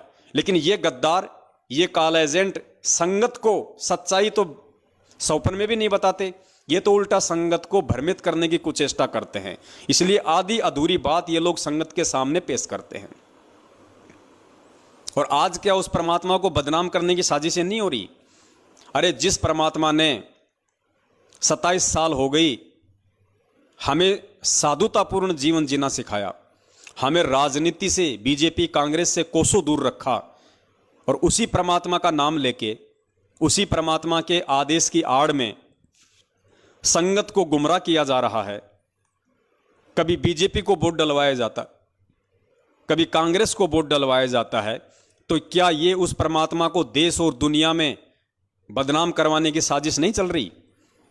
जब तुम बीजेपी को वोट दोगे तो आधा देश जो कांग्रेस के पक्ष में है, क्या तुम्हारे गुरुदेव को गालियां नहीं निकालेगा? क्या तुम्हारे गुरुदेव को दोगला नहीं कहेगा कि भैया रामपाल तो थोड़ा बहुत ठीक था, लेकिन अब देखो पूरा जीवन तो इसने कुछ किया नहीं, और जेल जाते ही अपने छूटने के लिए और इसने बीजेपी का समर्थन कर दिया? भाई ये तो बड़ा दोगला आदमी है, बड़ा घटिया आदमी है, ये तो राम रहीम से भी गया गुजरा निकला। और 6 महीने बाद तुम बीजेपी छोड़ के फिर तुम कांग्रेस की चप्पल चाटते हो। फिर वो आधा देश जो बीजेपी के समर्थन में, फिर वो गुरुजी को गालियां निकालता है कि भाई रामपाल तो वास्तव में दोगला आदमी है, 6 महीने पहले तो हमारे साथ में था, अब कांग्रेस की तरफ चला गया। तो पुण्यात्माओं, क्या ये उस परमात्मा को देश और दुनिया में बदनाम करने की साजिश नहीं चल रही? तो दास ने कौन सा ये गलत कह दिया कि परमपिता परमेश्वर जी के साथ में साजिशें रच रहा है सतलोक आश्रम मैनेजमेंट हरियाणा, और एक सोची समझी साजिश के तहत उनको बरवाला कांड के तहत उनको जेल करवाई गई। और दास तो यहां तक कहेगा कि परमपिता परमेश्वर जी को अपने जैसा एक आम व्यक्ति समझ के इस महेंद्र भगोड़े ने उनको आश्रम में ही जान से मारने की भी पूरी कोशिश की थी। पूरी प्लानिंग थी कि संत रामपाल जी को आश्रम में ही जान से खत्म कर दिया जाए। लेकिन ये एक बहुत बड़ा रहस्य है, बहुत गहरी घटना है। दास इसका जिक्र पहले कर चुका है। इन्होंने पूरी साजिश रची और मारने के लिए अंदर भी चले गए यही लोग, लेकिन परमात्मा इनको मिला नहीं। परमेश्वर छुप गया। छुप गया मतलब अंतर ध्यान हो गया परमात्मा। वो तो सौद स्वरूपी राम है, कोई हाड़ मास का थोड़ी है। तभी तो परमेश्वर ने अखबार में कहा था कि मैं छुप गया तो बच गया, वरना ये लोग मुझे जान से मारना चाहते थे। परमेश्वर का शब्द झूठ नहीं हो सकता। इन लोगों ने पूरी मारने की कोशिश की थी। और ये दास उस समय वहीं था बरवाला आश्रम में। दास 20 दिन तक वहीं था। बरवाला कांड से 5-10 दिन पहले चला गया था, और बरवाला कांड के दूसरे दिन दास वहां से आया है। आश्रम में ये अफवाह फैला दी गई थी इन काल एजेंटों के द्वारा कि गुरुजी तो 5 तत्व का शरीर छोड़ के सतलोक चले गए। पूरी संगत बेचारी रो रही थी कि भाई गुरुजी ने शरीर छोड़ दिया, गुरुजी ने शरीर छोड़ दिया। मतलब इनकी प्लानिंग थी इनकी पहले इन्होंने अफवाह उड़ाई कि गुरुजी अपना 5 तत्व का शरीर छोड़ के सतलोक चले गए ताकि वो इल्जाम हरियाणा पुलिस प्रशासन पे आ जाए। और फिर इन्होंने गुरुजी को जान से मारने के लिए अपने जैसा इंसान समझ के, अपने जैसा एक व्यक्ति समझ के, एक साधारण मानव समझ के फिर ये लोग गुरुदेव को अंदर जान से मारने के लिए गए। लेकिन परमात्मा अंतर्ध्यान हो गए। इन्होंने ढूंढा लेकिन परमेश्वर नहीं मिला इनको। फिर इन्होंने कहा कि गुरुजी तो अपना 5 तत्वों का शरीर छोड़ के सतलोक चले गए। मतलब फिर इन्होंने सोचा कि अब क्या करें, अब तो कोई चारा नहीं है अपने पास में। तो ऐसे घटिया, ऐसे निकम्मे लोग हैं पुण्यात्माओं ये, और इन लोगों की तो शकल देखना भी महापाप है और तुम इनके ऊपर फिदा हो रहे हो। ऐसे लोगों के विषय में परमात्मा कहते हैं कि पापी प्रभात ना भेटो। पापी यानी दुष्ट प्रवृत्ति का लोग, उसको तो सुबह सुबह, प्रभात यानी सुबह का समय, कि ऐसे लोगों की तो सुबह सुबह दर्शन भी नहीं होने चाहिए। पापी प्रभात ना भेटो, मुख देखे पाप लगे जिसका, और 9 मास गर्भ त्रास दई, धिक्कार जन्म उसकी मां का। और अब आपको बताते हैं पुण्यात्माओं, इस पवन दास ने तो चलो फिर भी ज्ञान आधार से ये बातें कही कि परमपिता परमेश्वर के प्रति साजिशें रची इन लोगों ने। और ये कहते हैं कि पवन दास कह रहा है, मतलब मेरे ऊपर दोषारोपण लगा रहे हैं ये लोग कि देखो ये पवन दास कह रहा है कि गुरुजी को षड्यंत्र के तहत फंसा दिया गया, जबकि वो परमात्मा है। अरे पवन दास नहीं कह रहा, गधो, तुम्हारे में से जो तुम्हारे जो बड़े गधे हैं, जो मैनेजमेंट के मुख्य जो सांड हैं, जो गेंडे हैं, वो कह रहे हैं। तो जरा उनके ऊपर भी वीडियो बनाओ। अगर तुम्हारी माँ ने तुम्हारे को दूध पिलाया है और अगर तुम एक बाप की औलाद हो, जिस भी व्यक्ति ने ये वीडियो बनाया है सतलोक आश्रम मैनेजमेंट हरियाणा वाले ने, अगर वो एक बाप की औलाद है और यदि मुझ पवन दास के ऊपर उसने वीडियो बनाने की हिम्मत की है, तो मध्य प्रदेश के स्टेट कोऑर्डिनेटर गेंडा स्वामी लठबाज विष्णु साहू के ऊपर भी वीडियो बनाओ, उस तेली के ऊपर भी वीडियो बनाओ। क्योंकि अब जो आप आगे सुनेंगे, मीडिया को इंटरव्यू देते हुए वो विष्णु तेली खुद कह रहा है कि हरियाणा सरकार ने हमारे गुरुजी को एक सोची समझी षड्यंत्र के तहत जेल में डाल दिया। सुनो इनके गेंडा स्वामी का इंटरव्यू, मध्य प्रदेश के स्टेट कोऑर्डिनेटर विष्णु साहू का। और पुण्यात्माओं फिर सवाल करना इन लोगों से जिन्होंने ये वीडियो देखा है कि भैया तुम तो पवन दास पे आरोप लगा रहे थे, उसने तो ज्ञान आधार से इस बात का स्पष्टीकरण दे दिया है, लेकिन ये जो तुम्हारा जो ये गेंडा स्वामी है, अब इसका क्या जवाब है? अब इसकी शिकायत नहीं लगाओगे? अब ये गुरुद्रोही नहीं होगा? सुनिए इस गेंडा स्वामी का इंटरव्यू। रामपाल जी महाराज जी करा सकते हैं और वही बंदी छोड़ है, इसलिए हम सभी भगत उनका बंदी छोड़ सदगुरु रामपाल जी महाराज के नाम से जयकारा लगाते हैं। दूसरी तरफ ये गुरुद्रोही कह रहे हैं कि सदगुरुदेव जी को षड्यंत्र के तहत फंसा दिया गया। सतगुरुदेव जी को षड्यंत्र के तहत फंसा दिया गया। सुनिए विष्णु साहू का इंटरव्यू। और हमारे साथ भी ऐसा ही हुआ है। हमारे गुरुजी ने यहाँ पर सबको बोला था, जितने भी संत महंत आचार्य है देश के अंदर विदेश के अंदर, सबको बोला कि आओ, अगर आप परमात्मा का कोई भी जानते हो तो मुझसे ज्ञान चर्चा करो। हमारे सदगुरुदेव जी का खुलासा किया, शास्त्र में बताया कि देखो यहाँ पर परमात्मा ऐसे मिलेगा, इस विधि से मिलेगा, और आप लोग जो कर रहे हो गलत साधना कर रहे हो, आओ मुझसे शास्त्र करो। कोई भी गुरुजी शास्त्र करने को तैयार नहीं हुआ और उनकी दुकान बंद होते नजर आने लगी। सारे जितने भी संत महंत के अनुयायी थे वो उनको छोड़कर हमारे गुरु से नाम दीक्षा लेने लगे। तो उन्होंने एक षड्यंत्र बनाकर एक सोची समझी साजिश के तहत हरियाणा सरकार के साथ मिलकर हमारे गुरुजी को षड्यंत्र के तहत जेल में डाल दिया गया। मगर एक बार फिर से सुनना पुण्यात्माओं, विष्णु साहू कह रहा है कि हमारे गुरुजी को इन नकली संतों ने हरियाणा सरकार के साथ मिलकर एक सोची समझी साजिश के तहत, एक षड्यंत्र के तहत जेल में डाल दिया गया। ध्यान से सुनना। फिर भी हम बोले कि परमात्मा है, परमात्मा में लीला करते हैं, और हम ये आपको गारंटी के साथ बोल सकते हैं कि हमारे सदगुरु जी आने वाले 5 से 6 महीने में जेल से बाहर आ जाएंगे और न्याय तो दास अपनी घर उसे शासन कर। कोई भी गुरुजी शासन करने को तैयार नहीं हुआ और उनकी दुकान बंद होते नजर आने लगी। सारे जितने भी संत महंत के अनुयायी थे वो उनको छोड़कर हमारे गुरु से नाम दीक्षा लेने लगे। तो उन्होंने एक षड्यंत्र बनाकर एक सोची समझी साजिश के तहत हरियाणा सरकार के साथ मिलकर हमारे गुरुजी को षड्यंत्र के तहत जेल में डाल दिया गया। मगर फिर भी हम बोले कि परमात्मा है, परमात्मा में लीला करते हैं, और हम ये आपको गारंटी के साथ बोल सकते हैं कि हमारे सदगुरु जी आने वाले 5 से 6 महीने में जेल से बाहर आ जाएंगे और न्याय तो दास अपनी गर्दन कटवा देंगे। तो पुण्यात्माओं, दास ने तो अपना स्पष्टीकरण ज्ञान आधार से आपको दे दिया है जो इन लोगों ने छुपाया और आप लोगों को सच्चाई नहीं बताई, और उल्टा मुझ दास पे एक छोटा सा दोष लगा दिया कि ये पवन दास तो गुरुजी को परमात्मा नहीं मानता और कह रहा है कि परमात्मा को षड्यंत्र के तहत फंसा दिया। अब ये विष्णु साहू, ये गेंडा स्वामी, मध्य प्रदेश का स्टेट कोऑर्डिनेटर, गाड़ीबाज, लठबाज विष्णु तेली, अब इससे जवाब लेने की हिम्मत क्या ये वीडियो बनाने वाला करेगा? क्या इस सतलोक आश्रम मैनेजमेंट हरियाणा वालों की माताओं ने उनको इतना दूध पिलाया है जो इस 140 किलो के गेंडा स्वामी से सवाल कर सके? करेंगे ये लोग सवाल? जिंदगी में नहीं करेंगे। ये कॉल एजेंट हैं भाई, आपस में मिलके अपनी दुकान चला रहे हैं, अपना धंधा चला रहे हैं। इनकी प्रार्थनाएं कहीं नहीं जाती। ये गुरुद्रोही नहीं होते। यहाँ तो जैसे हमारे पूज्य गुरुदेव जी कहते हैं कि निरंजन धन तेरा दरबार, यहाँ तनिक न न्याय विचार, झूठों को तो साचा बतावे, ओ साचों को तो झूठा बतावे, झूठों का एतबार, निरंजन धन तेरा दरबार। तो पुण्यात्माओं, पवन दास अगर गाली खाए तो गुरुद्रोही, और इनका वर्ल्ड कोऑर्डिनेटर देशराज अगर मुंह में मूतने की गाली दे तो वो गुरुमुखी। पवन दास अगर जानवरों की तरह इनके सारनामियों से पिटे तो गुरुद्रोही, और इनके सारनामी देशराज, दिल्ली वाला परवेश, कुरुक्षेत्र वाला रमेश चंद्र चहल, बसंत सैनी का भाई रूपदास, अगर इस दास को लठों से मारें तो वो परम भगत। तो पुण्यात्माओं, ये काल भगवान का लोक है, यहां पे ऐसा ही होता है। गुरुजी कहते हैं ना कि मालिक की वाणी है कि वैश्या ओढ़े मूल मूल खासा और गल मोतियों के हार, और पतिव्रता को मिले न खादी सूखा निरस आहार, निरंजन धन तेरा दरबार। पुण्यात्माओं, ये काल भगवान का लोक है। जब हमारे सतवादी परमात्मा को इन नालायकों ने अपनी साजिशों के तहत, अपने षड्यंत्रों के तहत, अपनी सोची समझी और घटिया मनवस हरकतों के तहत, अपनी अय्यासियों के तहत बरवाला कांड करवा के ऐसे ऐसे घटिया आचरणों से आज ये उनको देश और दुनिया में बदनाम कर रहे हैं। तो पुण्यात्माओं, ये आप और हमें कहाँ छोड़ने वाले हैं?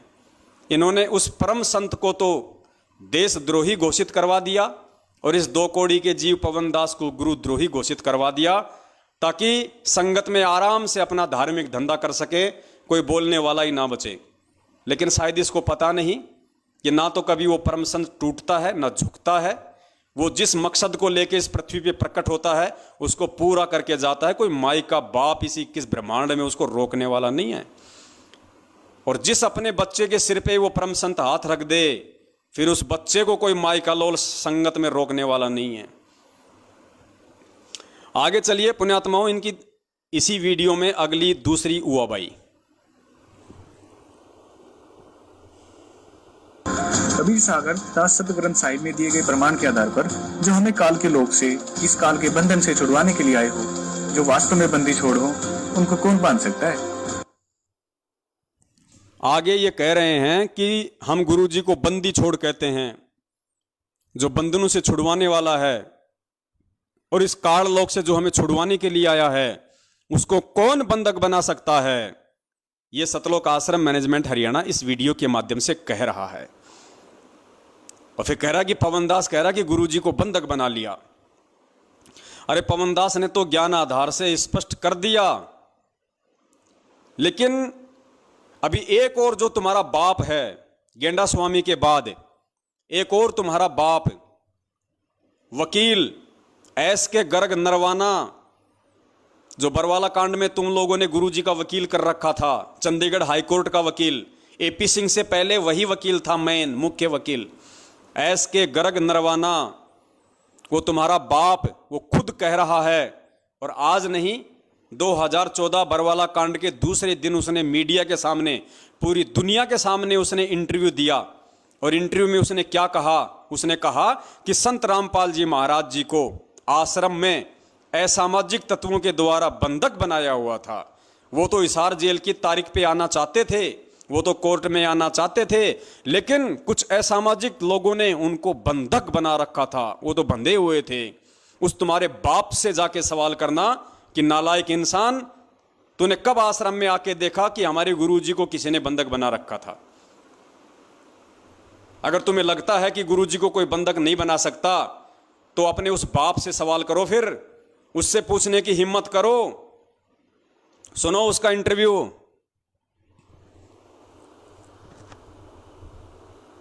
रामपाल को आज पंजाब और हरियाणा के हाई कोर्ट में पेश किया गया और हमारे साथ संत रामपाल के वकील हैं जी। निर्वाणा जी, आज क्या हुआ है हाई कोर्ट में आपके? आज संत रामपाल जी खुद पर्सनली कोर्ट में पेश हुए हैं और उनको पुलिस ने पेश किया है।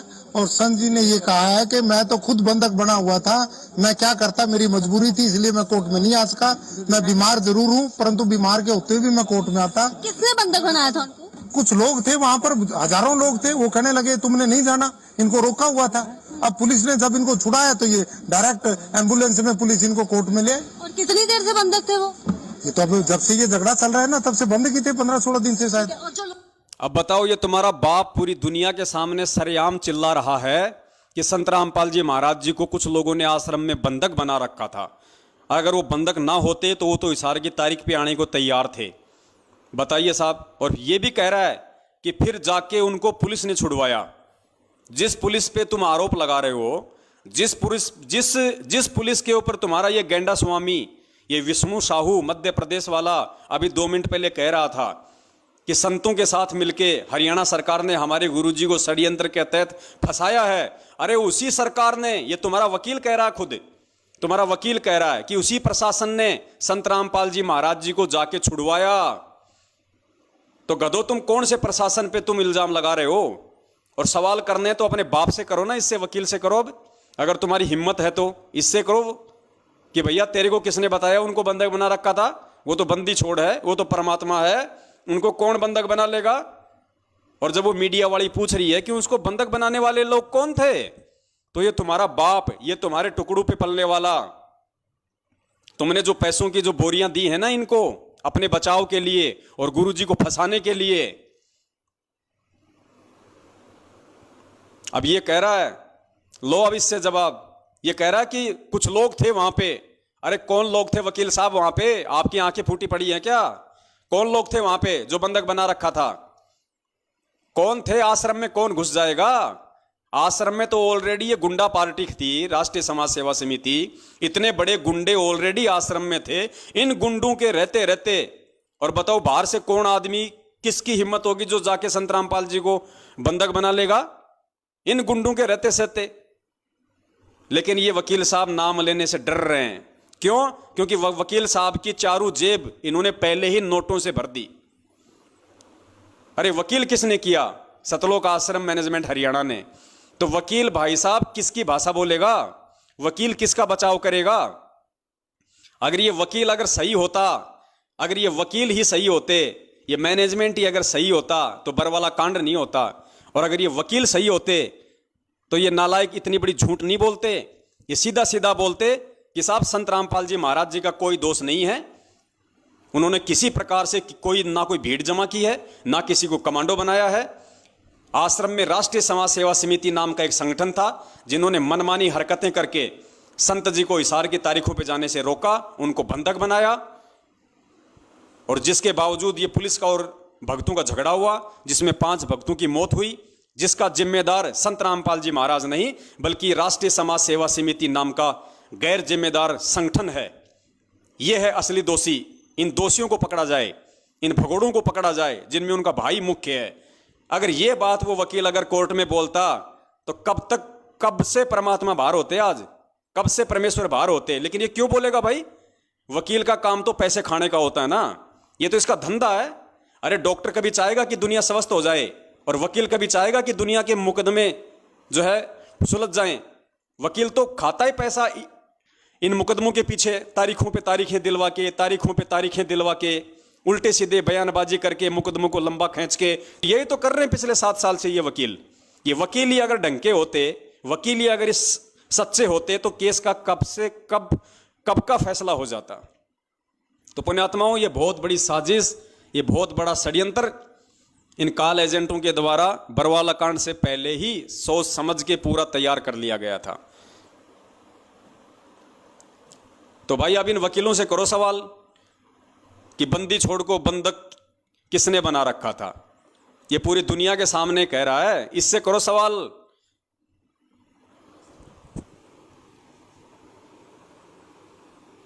आगे चलिए पुण्यात्माओं, इनकी ओर हुआबाई।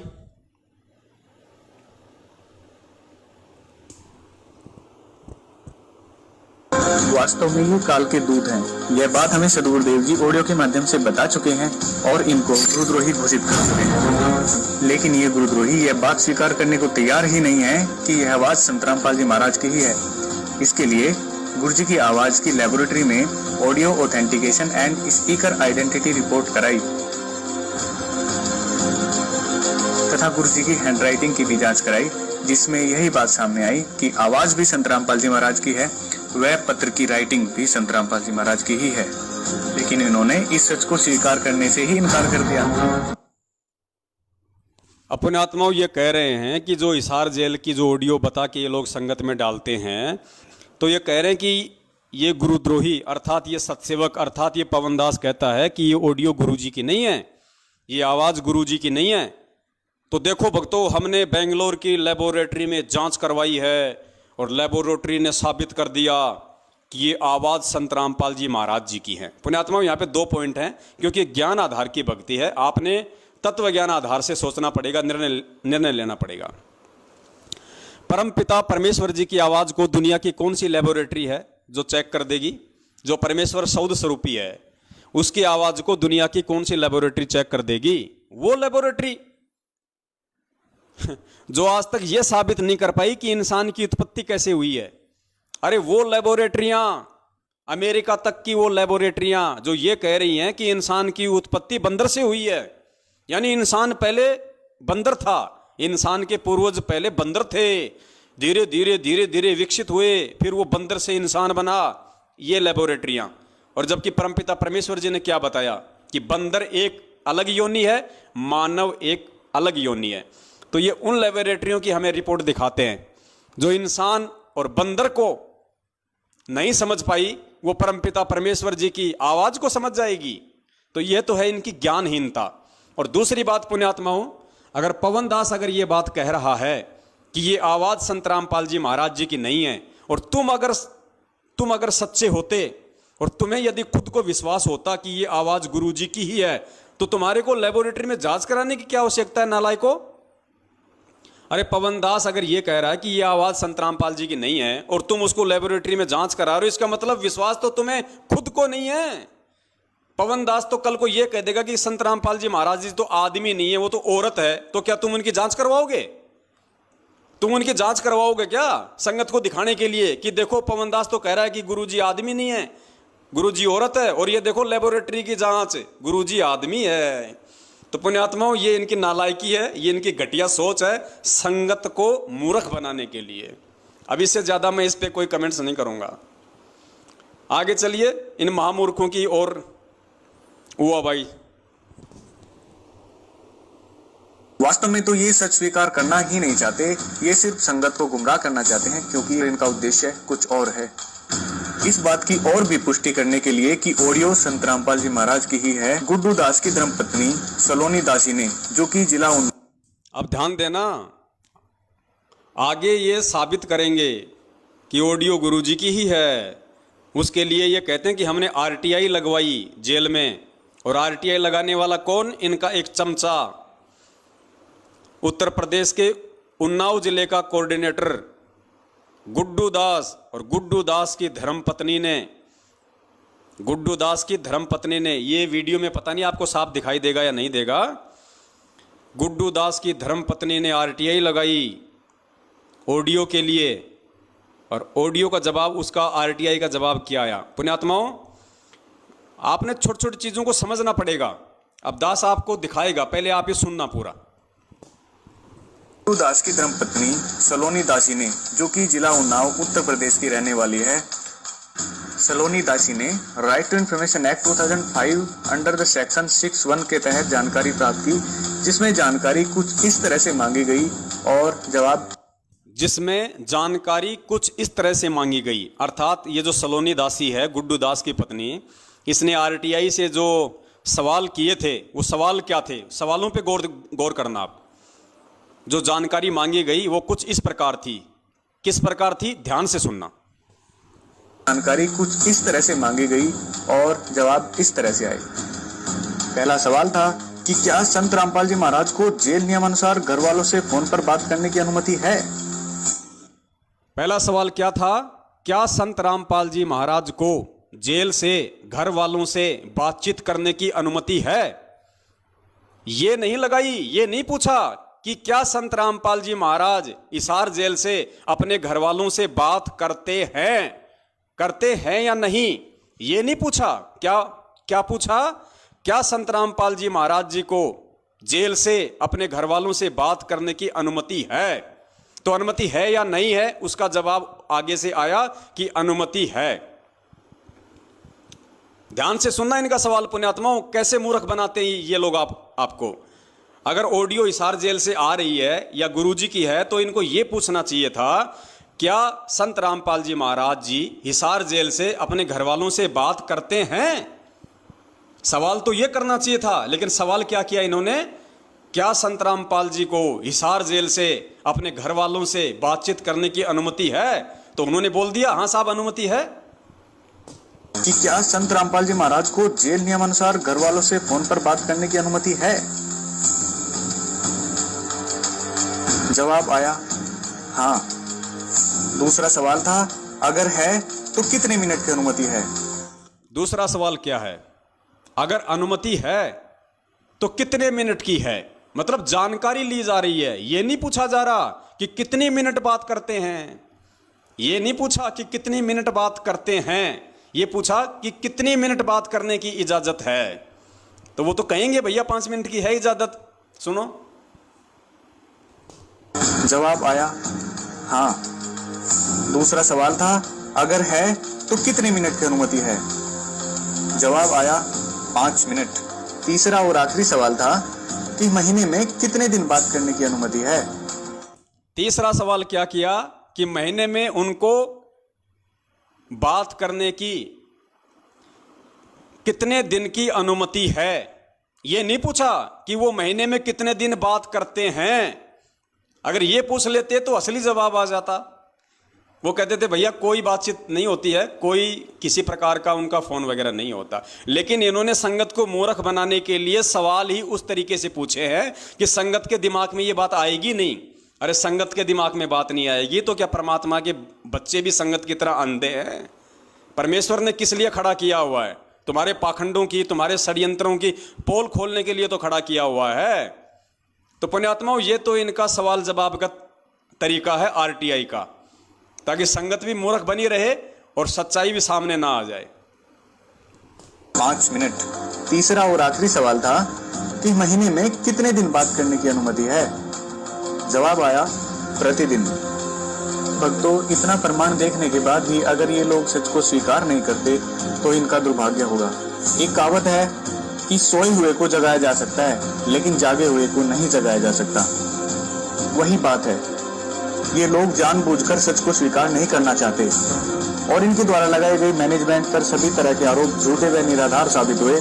वही मैनेजमेंट जो करता है वो सदगुरुदेव जी की आज्ञा के अनुसार ही करता है और सब कुछ सदगुरुदेव जी की देखरेख के अनुसार ही होता है। हम इस वीडियो के माध्यम से मैनेजमेंट की तरफ से यही संदेश देना चाहेंगे कि मैनेजमेंट आपका शुभचिंतक है। मैनेजमेंट कभी नहीं चाहेगा कि आप अपने इस अनमोल मनुष्य जीवन को बर्बाद करो। आप बहुत गलत दिशा में जा रहे हो, वहाँ से वापस आइए, सदगुरुदेव जी से माफी मांग लीजिए तो बात बन सकती है, नहीं तो दूसरा कोई रास्ता ही नहीं है। शिष्य का कर्तव्य होता है कि हर हाल में सदगुरुदेव जी के आदेश का पालन करें। परमात्मा अपनी वाणी में बताते हैं, गुरु वचन निश्चय कर माने, पूरे गुरु की सेवा ठाने। सभी भक्तों को सत साहिब सदगुरुदेव संत रामपाल जी महाराज जी की जय हो। ज्ञान तो एक नंबर का झाड़ते हैं कि गुरुदेव जी से प्रार्थना कर लो, गुरुदेव जी से क्षमा याचना कर लो। अरे गुरुदेव जी से क्षमा याचना हम तो रोज करते हैं भैया, दिन में 24 बार करते हैं। संध्या आरती में क्षमा याचनाएं तो है। अब तुम अगर संध्या आरती नहीं करते तो हमारी क्या गलती? संध्या आरती में वर्तमान की और जन्म जन्मांतरों की हमसे जो गलतियां हुई उनकी क्षमा याचनाएं तो है।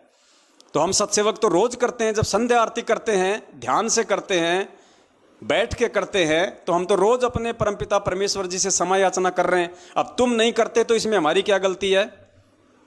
और अगर फिर भी अगर हमें क्षमा याचना मांगने की जरूरत है तो हम मांग लेंगे भैया, ऐसी कोई बड़ी बात नहीं है। अगर हम गलत हैं तो अपनी गलती स्वीकार करने को 100 बार तैयार हैं, लेकिन कम से कम एक बार एक बार भगत जी आपसे हाथ जोड़ के विनती है, वर्ल्ड कोऑर्डिनेटर देशराज को भी जरा थोड़ा सा ये संदेशा भिजवाइए कि भगत जी आपने जो भक्तों के मुंह में मूतने वाली बात कही है, भक्तों की बेटियों को कोठे पे बैठाने वाली जो बात कही है, आप भी जरा उसके लिए गुरुदेव जी से माफी मांग लीजिए। वो तेरा बाप अगर तेरे सिर पे अगर बंदूक तान के खड़ा ना हो जाए, आप अगर उसको ये कहोगे ना कि देशराज भगत जी आपने वो मुंह में मूतने वाली बात जो पवन दास को कही थी, आपको गुरुदेव जी से माफी मांगनी चाहिए। वो मेरे सासू के मेरे ससुरे के मैं तना मंगाऊं तना मैं माफी इधर 2 मिनट में तुम्हारा किया दरा कर देगा। उसके बाद में सुरेश दास धनाने वाला, गुरुजी के सगे चाचे का लड़का, जिसने मुझ पवन दास को कैसी कैसी माँ की गालियां दी, उससे कहिए थोड़ा सा कि सुरेश भगत जी आपने जो पवन दास को माँ बहन की गालियां दी है, आप उसके लिए थोड़ा गुरुजी से क्षमा याचना कर लीजिए। तो वो क्या कहेगा पता है? पिटेगा के तारू तेरा जाम जानता को नहीं मने जाम तारू तेरा, माफी मांग ले, क्यों कर माफी मांगो। तो उसके बाद में पुण्यात्माओं और कौन कौन है महापुरुष? हाँ, गेंडा स्वामी मध्य प्रदेश का स्टेट कोऑर्डिनेटर, 125 किलो वजनी, उसको कहिए कि विष्णु भगत जी आपने जो सन 2016 में जब पवन दास वहाँ पे लोगों को सच्चाई बताने के लिए गया और आप अपनी पूरी गुंडा टीम को लेके उसके पर धावा बोल देते हैं, उसको लठों से मारते हैं, आप गुरुजी से क्षमा याचना कर लीजिए। तो वो क्या कहेगा? वो क्या कहेगा फिर? वो तो उसके सामने जाएगा तभी पता चलेगा वो क्या कहेगा। वो 5.5 किलो का हाथ जब तेरे ऊपर पड़ेगा ना मेरी तरह, जब तेरे समझ में आएगा उसको माफी मांगने के लिए बोलना चाहिए था कि नहीं बोलना चाहिए था। और एक वो अमित महेंद्र भगोड़े का सुपुत्र जो पवन दास को माँ बहन की गालियां देता है, उसको बोलो कि अमित भगत जी आप भी जरा गुरुजी से माफी मांग लो। वो कहेगा मेरी सासू के तेरी नाशान तोड़ूंगा, मेरी सासू के तेरी नाशान तोड़ूंगा। तब आपको पता चलेगा भगत जी माफी मांगना क्या होता है। और सत्सेवकों को चाहे गाड़ी निकाल दो, चाहे सत्सेवकों के तुम चाहे लठ मार दो, चाहे सत्सेवकों को कुछ भी बोल दो, बेचारे सुन लेते हैं, गाय हैं बेचारे परमात्मा की। क्या करें भाई, हमें परमेश्वर ने बांध रखा है अपने ज्ञान रूपी जंजीरों में। लेकिन ये तो खुले सांड हैं, इनको बोल के देखना कभी। और भी बहुत सारे लोग हैं, कितनों के नाम गिनाएं। तो पुण्यात्माओं, और एक वो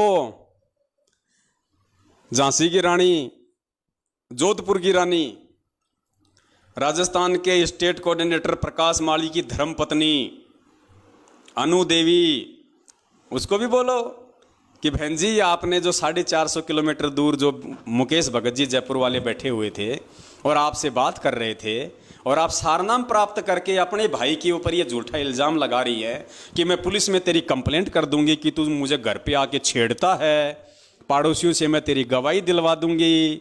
तो बहन जी आप भी गुरुजी से क्षमा याचना कर लो। वो क्या कहेगी? हैं? वो क्या कहेगी? सुन ले, एक बार बोलती हूं, दोबारा मैं बोलती नहीं, और अब की बार अगर मैंने फोन किया तो ध्यान रखना, पुलिस में कंप्लेंट कर दूंगी कि ये मेरे को घर पे आके छेड़ता है, और मोहल्ले वालों से गवाही और दिलवा दूंगी। ना घर के रहोगे, ना घाट के धोबी के कुत्ते बना के छोड़ देगी वो। तो पहले इनसे कोशिश करो भाई, जरा इनसे बोलो पहले। ये तो बहुत बड़े बड़े महापुरुष हैं, तुम्हारी बातों को थोड़ा ना टालेंगे। पहले इनसे कोशिश करो कि ये परमात्मा से माफी मांग लें। ये मांग लेंगे तो फिर हम तो बहुत छोटे से जीव हैं, हम तो फिर इनसे ही माफी मांग लेंगे। गुरुदेव तो बहुत दूर की बात है, हम तो इन महान पुरुषों से और इन महारानियों से ही माफी मांग के अपना काम चला लेंगे। तो पुण्यात्माओं, ये है इन लोगों का घटिया चरित्र, इनका दोगला चरित्र। यानी कहने का मतलब ये है पुण्यात्माओं, ये जो साध संगति का जो प्रोग्राम बंदी छोड़ सतगुरु रामपाल जी महाराज जी के आशीर्वाद से चल रहा है, ये पुण्यात्माओं इसका मकसद एक ही है। वो परमात्मा ये समझाना चाहता है कि नालायकों, अगर तुम मेरे ज्ञान से नहीं समझ पाए, कम से कम तुम मेरे सत्संगों से नहीं समझ पाए, अरे कम से कम इस साध संगति के माध्यम से तुम्हारी आंखों के सामने जो प्रमाण दिखाए जा रहे हैं, जो सबूत दिखाए जा रहे, कम से कम इनसे तो अब तुम समझो। और अब भी नहीं समझोगे तो क्या होगा फिर? 84 लाख योनियां हैं, फिर ना कोई समझने लायक रहोगे और ना तुम्हें कोई समझाने वाला रहेगा। ऐसी स्थिति में लाके काल भगवान खड़ा कर देगा, ना घर का ना घाट का धोबी का कुत्ता बना के छोड़ देगा। तो पुण्यात्माओं, ये बहुत ही गहन चिंतन की बातें हैं और परमेश्वर ने एक बहुत ही अच्छा मौका दिया है भगत समाज को अपनी गलतियां सुधार करने का। अगर कोई गलतियां भी कर चुका है तो भी अब आज उसके पास में समय है, जब तक परमात्मा धरती पे है तब तक उसके पास में समय है कि वो परमेश्वर से क्षमा याचना मांग ले, परमेश्वर से माफ़ी मांग ले और अपनी जो क्रिया हैं उनको सुधार ले, अपने चरित्र में, अपने आचरण में, अपने व्यवहार में वो तब्दीली लेके आए और एक सभ्य भगत होकर उस परमपिता परमेश्वर को दिखाए, ताकि वो परमात्मा खुश हो, वो प्रसन्न हो और तुम्हें जाते जाते भक्ति का आशीर्वाद दे के चला जाए। तो पुण्यात्माओं, आज आपने और देखा अच्छे से कि जिस परमेश्वर के अतिरिक्त अन्य किसी को भोग नहीं लगाया जाता है, उस परमेश्वर को जब उसके बच्चे भोग लगा रहे हैं तो उस परमेश्वर को अपने शरीर का बाप समझने वाले लोग भी नाराज हैं। वो भी नहीं चाहते कि कोई हमारे बाप का भोग लगाए। ऐसे घटिया मानसिकता पुण्यात्माओं, मैं तो ये कहता हूँ जानवर की भी नहीं हो सकती, जबकि वो तो मानव देह में है। और पुण्यात्माओं, ये इतने घटिया थे, ये आज ही नहीं है, ये लोग पहले भी इतने ही घटिया थे, ये लोग पहले भी इतने ही गिरे हुए चरित्र के थे। इन लोगों के पहले भी ऐसे ही मलिन विचार थे। इसका सबसे बड़ा आपको देते हैं प्रमाण, 2008 का ये सत्संग है परमपिता परमेश्वर सतगुरु रामपाल जी महाराज जी का। इस 2008 के सत्संग में गुरुदेव जी ने स्पष्ट कहा है, सार्वजनिक तौर पे, किसी दो व्यक्तियों के बीच में नहीं कहा, पूरी संगत को परमात्मा ने आदेशित किया, पूरी संगत को परमेश्वर ने हकीकत बताई कि उनके जो बेटा बेटी हैं उनका कैसा व्यवहार है, उनके कैसा उनका चाल चलन है। खुद गुरुजी कह रहे हैं, और गुरुजी उनको 1995 में ही त्याग चुके हैं। गुरुजी उस कलयुगी परिवार को 1995 में ही त्याग चुके हैं और 2013 में गुरुजी ने अपने डॉक्यूमेंट्स में, अपने राशन कार्ड में भी सभी परिवार वालों को बाहर निकाल फेंका। 2013 का गुरुजी का जो नया राशन कार्ड था, दास ने व्हाट्सएप पे सभी को डाला हुआ है, जिसमें मात्र एक सतगुरुदेव जी का ही नाम है, बाकी गुरुजी ने सबकी एंट्री हटवा दी। यानी गुरुजी ने अपने से तो छोड़िए, अपने डॉक्यूमेंट से भी उन नालायकों को पहले से ही दूर कर रखा है, उनकी मनवस और घटिया हरकतों को देखते हुए। उसके बावजूद भी गुरुजी ने सत्संग में भी ये बात बोलनी पड़ी, ताकि संगत आगे चल के उनके षड्यंत्रों में ना फंसे, संगत आगे चल के उनको गुरुजी का बेटा बेटी, भाई बंधु, रिश्तेदार या जवाई समझ के उनके झांसे में ना आए और केवल ज्ञान को ही आधार बनाए। इसलिए गुरुजी ने बरवाला कांड से 6 साल पहले 2008 में ही सत्संग में स्पष्ट बोल दिया अपने बेटे बेटियों के विषय में। गुरुजी ने क्या कहा कि इस दास के 4 बेटा बेटी थी। पुण्यात्माओं, होने को तो वो आज भी हैं, होने को तो चारों के चारों आज भी इसी पृथ्वी पे हैं, जिंदा हैं। लेकिन गुरुजी ने 2008 में क्या कहा, परमेश्वर के शब्दों पे ध्यान देना। गुरुदेव ने ये नहीं कहा कि इस दास के शरीर के 4 बेटा बेटी हैं, ये नहीं कहा। गुरुजी ने कहा इस दास के 4 बेटा बेटी थे। पुण्यात्माओं, ये थे शब्द ध्यान रखो। परमेश्वर ने कहा कि थे, यानी अब नहीं है, यानी मैं उनका परित्याग कर चुका हूं, मैं उनको छोड़ चुका हूं। वो उस लायक नहीं है कि मैं उनको कहूं कि हैं। सुनिए परमपिता परमेश्वर जी के मुख कमल से। इस दास के 4 संतान, 2 लड़के 2 लड़की थी। इस दास के 4 संतान, 2 लड़के 2 लड़कियां थी। लास्ट में ध्यान रखना, परमेश्वर बोल रहे थी। इस दास के 4 संतान, 2 लड़के 2 लड़की थी। यदि ये दास उन्हीं में उलझ पुलझ रह जाता, अब मुझे पता हुआ मेरी कितनी की खातिरदारी करूं, खूब पता है मुझे वो क्या नेचर है उनका, कैसा उनका स्वभाव। गुरुजी स्पष्ट कह रहे हैं कि मुझे अच्छे से पता था कि क्या उनका नेचर है और कैसी वो मेरी खातिरदारी करते, अर्थात आगे चल के वो मेरे साथ में कैसा व्यवहार करते। और पुण्यात्माओं, वो व्यवहार इन लोगों ने बरवाला कांड में दिखा दिया, अपना घटिया व्यवहार अपने बाप के साथ और वो व्यवहार पिछले 7 साल से आज ये संगत को दिखा रहे हैं कि हम कितना अपने गुरुदेव की, अपने बाप की इज्जत करना जानते हैं। ध्यान से सुनो, परमेश्वर कह रहे हैं इतनी बड़ी बात पुण्यात्माओं कौन बोल सकता है? अगर गुरुदेव बोल रहे हैं तो बहुत बड़ा रहस्य है इसमें। अपने बच्चों के लिए कोई नहीं बोल सकता ऐसे सार्वजनिक, लेकिन परमेश्वर ने सार्वजनिक बोलना पड़ा क्योंकि मालिक अंतर्यामी थे। उनको पता था कि आगे चल के बरवाला कांड होगा और इन्हीं नालायकों की वजह से होगा, और बरवाला कांड के बाद में मेरे बच्चों को काल के हत्या चढ़ाया जाएगा, इन्हीं नालायकों के द्वारा चढ़ाया जाएगा। और आज जिस प्रकार से उसने हमारी सत्सेवक बहन कमला दासी की, वो जो परमेश्वर को भोग लगाती है, जिसकी बड़ाई करनी चाहिए थी, जिसकी प्रशंसा करनी चाहिए थी, उस कर्म की उस चुगलखोर ने, सतगुरुदेव जी की बेटी ने, जो उनके शरीर की बेटी थी,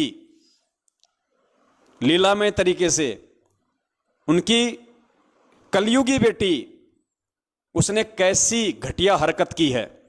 उसी परमेश्वर से प्रार्थना लगा दी, शिकायत कर दी, जिस परमेश्वर का उसकी बेटी भोग लगा रही है। तो पुण्यात्माओं, सतगुरु रामपाल जी महाराज जी की असल मायने में असली बेटी कौन हुई?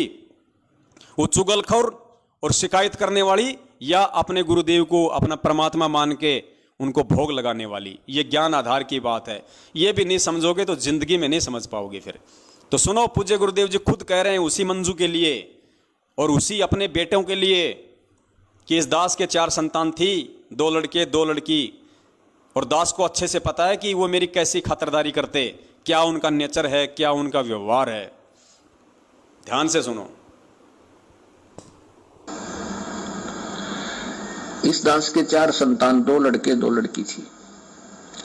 यदि ये दास उन्हीं में उलझ पुलझ रह जाता, अब मुझे पता हुआ मेरी कितनी की खातिरदारी करें, खूब पता है मुझे वह क्या नेचर है उनका, कैसा उनका स्वभाव और क्या करते। एक बाप कह रहा है अपनी बेटी के बारे में कि मुझे पता है मेरी बेटी का क्या नेचर है, क्योंकि परमात्मा यहां 4 का जिक्र कर रहे हैं कि 4 संतान थी, तो 2 लड़के हैं, 2 लड़कियां, तो 2 लड़कियों में एक लड़की आ गई मंजू। तो गुरुजी अपनी बेटी के बारे में कह रहे हैं कि मुझे उसके भी नेचर का पता है।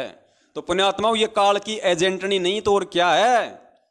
और कैसे समझाएगा परमात्मा? क्या सीना फाड़ के दिखाएगा अब तुम्हें कि ये मेरी बेटी नहीं, ये काल भगवान की भेजी हुई एजेंट है? जैसे धर्मदास जी के परिवार में काल ने मृत्यु अंध नाम का दूत भेज दिया था उसके पुत्र नारायण दास के रूप में, ऐसे ही ये जो मंजू है ये काल की एजेंटनी है, एजेंटनी। 4 संतान परमात्मा की काल के एजेंट हैं, उनका भाई, उनके रिश्तेदार। पुण्यात्माओं, परमात्मा इससे ज्यादा और क्या बताएगा? यदि ये दास उन्हीं में उलझ पुलझ रह जाता, अब मुझे पता हुआ मेरी कितनी की खातिरदारी करें, खूब पता है मुझे वह क्या नेचर है उनका, कैसा उनका स्वभाव और क्या करते। अब परमात्मा के चरणों में आया हूं, मेरे लाखों चेले बेटा बेटी हो गए। अब एक को कहता हूं बस जल जाना, 10 खड़े हो जाते हैं। पुण्यात्मा, विचार करना, गुरुजी जिन्हें हम उनके संतान कहते हैं, उनके लिए तो परमात्मा क्या कह रहे हैं कि इस दास के 4 बेटा बेटी थे, और संगत के लिए क्या कह रहे हैं परमात्मा कि अब इस दास के लाखों बेटा बेटी हैं। यानी आप और हमें, हम जो नाद वाले हैं, हम जो वचन के उनके पुत्र और पुत्रियां हैं, उनको परमेश्वर कह रहे हैं कि वो मेरे बेटा बेटी हैं। और जो मंजू, अंजू, नरेंद्र, बीरेंद्र, क्या क्या नाम है उनका नालायकों का, मनोज और बीरेंद्र, उनके लिए परमात्मा कहते हैं कि वो थे, अब नहीं है, अब उनको काल ने हर लिया, अब वो काल के बेटा बेटी हैं, मेरे नहीं हैं। कितनी की खातिरदारी करें, खूब पता है मुझे वह क्या नेचर है उनका, कैसा उनका स्वभाव और क्या करते। अब परमात्मा के चरणों में आया हूं, मेरे लाखों चेले बेटा बेटी हो गए। अब एक को कहता हूं बस जल जाना, 10 खड़े हो जाते हैं। ये क्या कारण है? क्योंकि मैंने परमात्मा की भक्ति का रटना लाई, और उस भक्ति की शक्ति से इन बच्चों में इतनी श्रद्धा बन गई, जब हाथों पर रखूं अपने गुरुदेव को। अब गुरुजी कह रहे हैं कि एक को कहता हूं कि भाई एक गिलास पानी का लाना, तो गुरुजी कह रहे हैं कि 10 जने लेके खड़े हो जाते हैं। अब पुण्यात्माओं, एक बात बताओ, कल को यदि गुरुजी के अलावा कोई और भगवान होता यहां पे, जिस कबीर जी की आप लोग फोटो का जो प्रकट दिवस मनाते हो, अगर वो कबीर जी भी होते अगर साक्षात, और अपने गुरुजी भी यहां पे सत्संग कर रहे हैं, और कल को अगर कोई अपने गुरुजी किसी भगत को कहें या उस कमला बहन को कहें कि बेटी एक गिलास जरा पानी का पिलाना, और वो बहन अपने पिताजी को एक गिलास पानी का लाके देती है, और कोई इस नालायक को कहे मंजू को कि देख रे वो कमला तो गुरुजी को पानी पिला रही है, शिकायत लगाई इसकी कबीर जी से। अब वो तुरंत जाएगी कबीर जी के पास में और कहेगी भगवान भगवान, हाँ बेटा वो देख भगवान वो गुरुजी को पानी पिला रही है, वो गुरुजी को पानी पिला रही है। और क्या वो भगवान ये कह देगा जो खुद ये कहता है कि गुरु बड़े हैं गोविंद से, यानी गुरु तो मेरे से भी बड़ा है, और जो गुरु की सेवा कर रहा है, जो गुरु को भोग लगा रहा है, जो गुरु को पानी पिला रहा है, जलराम पिला रहा है, क्या वो भगवान ये जवाब दे सकता है कि मेरे को बता उनके नाम क्या है, उनका नंबर नोट कर, मैं उनको गुरुद्रोही डिक्लेयर कर दूंगा? पुण्यात्माओं कभी हो सकता है ऐसा? अरे जो परमपिता परमेश्वर सतगुरु रामपाल जी महाराज जी एकमात्र सारी सृष्टि का रचनहार पालनहार हैं, सबका बाप, वो तो सबका बाप तो है ही, वो सब बापों का बाप है वो। और उसको जब उसकी बेटी भोग लगा रही है, अपने बाप को सबसे पहले देसी घी का माल खिला रही है, माल, इनकी तरह डालडा का नहीं खिलाते, देसी घी का माल खिला रही है अपने बाप को, और उसके बाद में खुद खा रही है मस्ती से, और खा खा के लाल हो रही है, और इन चुगलखोरों के गाल पिचक रहे हैं। तो भाई ये शिकायतें करेंगे और क्या करेंगे इससे ज्यादा? तो पुण्यात्माओं, दया है आप और हम सभी के ऊपर, जो परमपिता परमेश्वर ने ज्ञान की मेहर बख्शी हुई है, क्योंकि ज्ञान नहीं तो ये मार्ग नहीं, ये वर्तमान का पिछली पीढ़ी का जो समय परमेश्वर ने चुना है, ये ज्ञान मार्ग है। और जिसने ज्ञान को आधार नहीं बनाया वो 84 लाख योनियों में जाने को भी तैयार है, ये नोट कर लेना। क्योंकि अगर ऐसे ही अगर परमात्मा ने मूर्खता में, नादानी में, यदि गफलतबाजी में ही सतलोक भेजना होता तो 650 साल पहले बहुत अच्छा माहौल था। ना ये समाज की गंदगी थी, ना ये दुनिया भर के भौतिक संसाधन थे, आदमी इतने नेक थे, शुद्ध विचार थे, मन में इतने गंदे विचार, ये दारू, ये मांसाहार कुछ नहीं थे। उस समय तो हम बहुत जल्दी पार हो जाते, लेकिन पुण्यात्मा उस समय ज्ञान नहीं था, ज्ञान आधार नहीं था पर हमारे पास। हम गुरु को भगवान नहीं मान पाए, हम गुरु को गुरु ही मानते रहे। और आज जब हम गुरु को भगवान मान रहे हैं, गुरु जी ने क्या कहा कि 650 साल पहले तुम्हारे सब काम ठीक थे, एक काम तुम्हारा खराब था कि तुम गुरु को परमात्मा नहीं मान पाए। और आज पुण्यात्माओं, जब एक नेपाल की बेटी अपने गुरु को परमात्मा मान रही है तो देखो उसको धमकाया जा रहा है, उसको डराया जा रहा है, शिकायतें लगाई जा रही है उसकी। और शिकायतें किससे लगा रही है वो नालायक? भगवान से शिकायत लगा रही है, और भगवान को कह रही है कि गुरुजी वो नेपाल की वो कमला दासी है, और वो फल फ्रूट का भोग लगाती है परमात्मा को। अरे कौन से परमात्मा को लगा रही है नालायक? तू कौन से परमात्मा से शिकायत कर रही है, और कौन से परमात्मा के लिए बोल रही है? तू क्या समझ रही है परमात्मा को?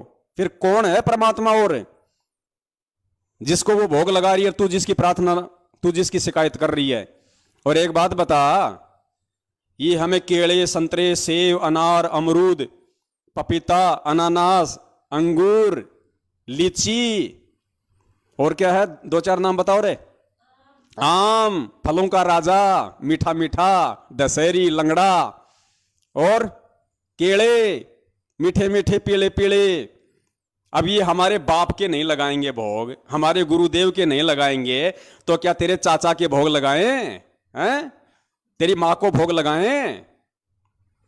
ये तो परमेश्वर ने दिए हैं हमें, और परमेश्वर को ही इनका भोग लगेगा। सबसे पहले इनको चखने का अधिकारी परमपिता परमेश्वर सतगुरु रामपाल जी महाराज ही है, और उन्हीं को लगाएंगे। और लगा के देखो नालायकों, एक बार कभी जिंदगी में एक बार अपनी शुद्ध आत्मा से उनको परमात्मा मान के, और कभी उनको भोग लगा के देखो, एक बार लगाओ, एक बार। इतना स्वादिष्ट व्यंजन बनेगा, और इतनी आत्मा को शांति मिलेगी, गदगद हो जाएगी आत्मा। परमात्मा एडी से चोटी तक भक्ति भाव से भर देंगे। देखो कितना सुकून मिलेगा। लेकिन तुम्हें सुकून की क्या जरूरत है? तुम्हें तो काल भगवान ने केरोसिनी तेल से भर रखा है पूरा। तुम्हारे को तो ये चाहिए मनीराम, चंपाकली को 500, मनीराम को 30, फूटी ज्ञान विवेक की, अंधा है जगदीश। तुम्हारे को तो ये चाहिए, मनीराम चाहिए तुम्हारे को परमात्मा थोड़ी चाहिए, मनीराम चाहिए, मनीराम। तो हमें तो भाई परमात्मा चाहिए, और परमात्मा जिस विधि से खुश होगा, अगर परमात्मा हमारे नाचने से खुश होगा तो हम नाचेंगे उस परमात्मा को रिझाने के लिए। अगर परमात्मा भोग लगाने से प्रसन्न होगा तो परमेश्वर को एक से एक बढ़ के व्यंजनों का भोग लगाएंगे, एक से एक बढ़िया से बढ़िया स्वादिष्ट और महंगे से महंगे फलों का भोग लगाएंगे। जिस विधि से परमात्मा प्रसन्न होगा उस विधि से आज हम परमात्मा को प्रसन्न करने में कोई कसर नहीं छोड़ेंगे। तो पुण्यात्माओं, जिसको जैसा समय मिले, चाहे सप्ताह में या महीने में एक बार, जरूर अपने बंदी छोड़ को भोग लगाओ सतगुरु रामपाल जी महाराज जी को देसी घी के हलवे का। और अगर तुम्हारी आर्थिक स्थिति अच्छी है तो 2-4 प्रकार के 1-1, 2-2 सेव, संतरे, केले, अंगूर ये ला के उनको साफ करके अच्छे से और हलवा प्रसाद बना के, और आया है बंजारा केशव आया है, वो आरती गाते हुए उन फलों को परमात्मा के वहाँ ले जाओ दरबार पे हलवाराम को और उसको। और फिर परमेश्वर की 42 मिनट की भोग की आरती आपको यूट्यूब पे मिल जाएगी। आराम से गाओ पुण्यात्माओं, कितना आनंद आएगा, एक अलग ही अनुभूति होगी। परमात्मा सदैव अपने साथ में रहेंगे। अरे धर्मदास जी को क्या कहा था परमात्मा ने? परमात्मा ने अपने मिलने की विधि क्या बताई? परमात्मा ने कहा कि जहां धार्मिक भंडारे होते हैं वहां मैं अवश्य आता हूं। और धार्मिक भंडारे में क्या होगा? भगवान को तो भोग लगेगा। तो पुण्यात्माओं, भगवान को भोग लगाओ। मजबूरन गुरु जी को आना पड़ेगा तुम्हारे पास में, मजबूरन। भगत के वश में है भगवान, भगत के वश में है भगवान। जब तुम भोग ही नहीं लगाओगे तो परमात्मा कहां से आएगा? तो परमेश्वर को 42 मिनट की आरती के साथ में और देसी घी का हलवा बना के परमेश्वर को भोग लगाओ, परमेश्वर को पुकारो आत्मा से। मजबूरन उस भगवान को तुम्हारे घर पे आना पड़ेगा किसी भी रूप में, चाहे सूक्ष्म रूप में आओ, चाहे प्रत्यक्ष में आओ, किसी भी रूप में आओ, वो परमात्मा, क्योंकि उसका विधान है जहां धार्मिक भंडारे होते हैं वहां भगवान को आना पड़ता है। तो गुरुदेव को अपने घर पे बुलाने का एक और सर्वश्रेष्ठ ये माध्यम है। इन्होंने तो लगाई शिकायत और उल्टा हमारे लिए इन्होंने एक अच्छा रास्ता खोल दिया। आज से पहले तो हो सकता है 4-5 भगत भाई बहन ही परमात्मा को 42 मिनट की आरती का भोग लगा रहे थे, अब तो 4200 लगाएंगे, 4200। तो पुण्यात्माओं, दया परमात्मा की। परमात्मा तो ऐसे ही दीनदयाल है, नए नए परमेश्वर तरीके अपनाते हैं अपने बच्चों के पास आने के लिए। तो पुण्यात्माओं, आज का जो लाइव साध संगति का कार्यक्रम है हम यहीं पे इसको विराम देते हैं। और जो सार शब्द के ऊपर था, तो पुण्यात्माओं सार शब्द के ऊपर 3 वीडियो बन चुके हैं। सबसे पहला पार्ट हमारा 4 घंटे का था, दूसरा पार्ट 3 घंटे का और तीसरा पार्ट 2.5 घंटे का। तो दास को लगता है पुण्यात्माओं 8-9 घंटे बहुत होते हैं किसी भी चीज़ को समझने के लिए। और ये 8-9 घंटे तो परमात्मा ने उन मंदबुद्धि लोगों के लिए व्यतीत करवाए जो सतलोक आश्रम मैनेजमेंट हरियाणा के पीछे लगे हुए हैं, वरना सत्सेवक भाई बहनों को तो समझाने की आवश्यकता थी ही नहीं। तो उन लोगों के लिए काफ़ी है, अगर वो इतने में भी नहीं समझेंगे तो वो और में भी नहीं समझेंगे। तो सार शब्द के ऊपर जो हमारा जो कार्यक्रम था वो परमेश्वर ने वो कंप्लीट करवाया। और ये 3 पार्टी बहुत हैं। आज परमपिता परमेश्वर जी ने ये सतलोक आश्रम मैनेजमेंट हरियाणा वालों ने जो ये घटिया से घटिया जो ये शिकायत लगाई है, ये इनकी मंद बुद्धि को और इनकी घटिया मानसिकता को दर्शाती है। इनसे गिरा हुआ इंसान कोई धरती पे नहीं हो सकता। और इन्होंने जो वीडियो बनाया था गुरुद्रोहियों का पर्दाफाश, तो वास्तव में असली गुरुद्रोही कौन है और आज उसका असली पर्दाफाश यदि किसी ने किया है तो परमेश्वर के सत्सेवक बच्चों ने किया है। आपको वास्तविकता से रूबरू करवाया है कि असली षड्यंत्रकारी कौन है। तो पुण्यात्माओं, कल अगर परमात्मा दया करेंगे तो हम एक नए टॉपिक के साथ में, क्योंकि एक हमारा जो टॉपिक है वो छूटा हुआ है कि बहुत सारे भगत भाई बहन ऐसे हैं जो अपने परिवार में विरोध के चलते ढंग से भक्ति नहीं कर पा रहे हैं। उनके मन में तरह तरह के विचार उत्पन्न होते हैं कि मैं घर छोड़ के भग जाऊं, बाल बच्चों को छोड़ के कहीं दूर चला जाऊं, कहीं मकान ले लूं, वहां मैं अपनी भक्ति करूं। ये रोज यहाँ पे जग जग करते हैं, ढंग से आरती नहीं करने देते, तरह तरह के टेंशन देते हैं। तो हो सकता है अगर परमेश्वर की दया हुई तो दास कल दिन में एक मैसेज डाल देगा, अगर रात को 8 बजे हम लाइव आएंगे तो। अन्यथा फिर हम संडे को ही लाइव आएंगे। और हमारा जो एक बहुत ही महत्वपूर्ण जो टॉपिक था नित्य नियम का सरलार्थ, उसका केवल अभी तक हम एक ही पार्ट बना पाए हैं।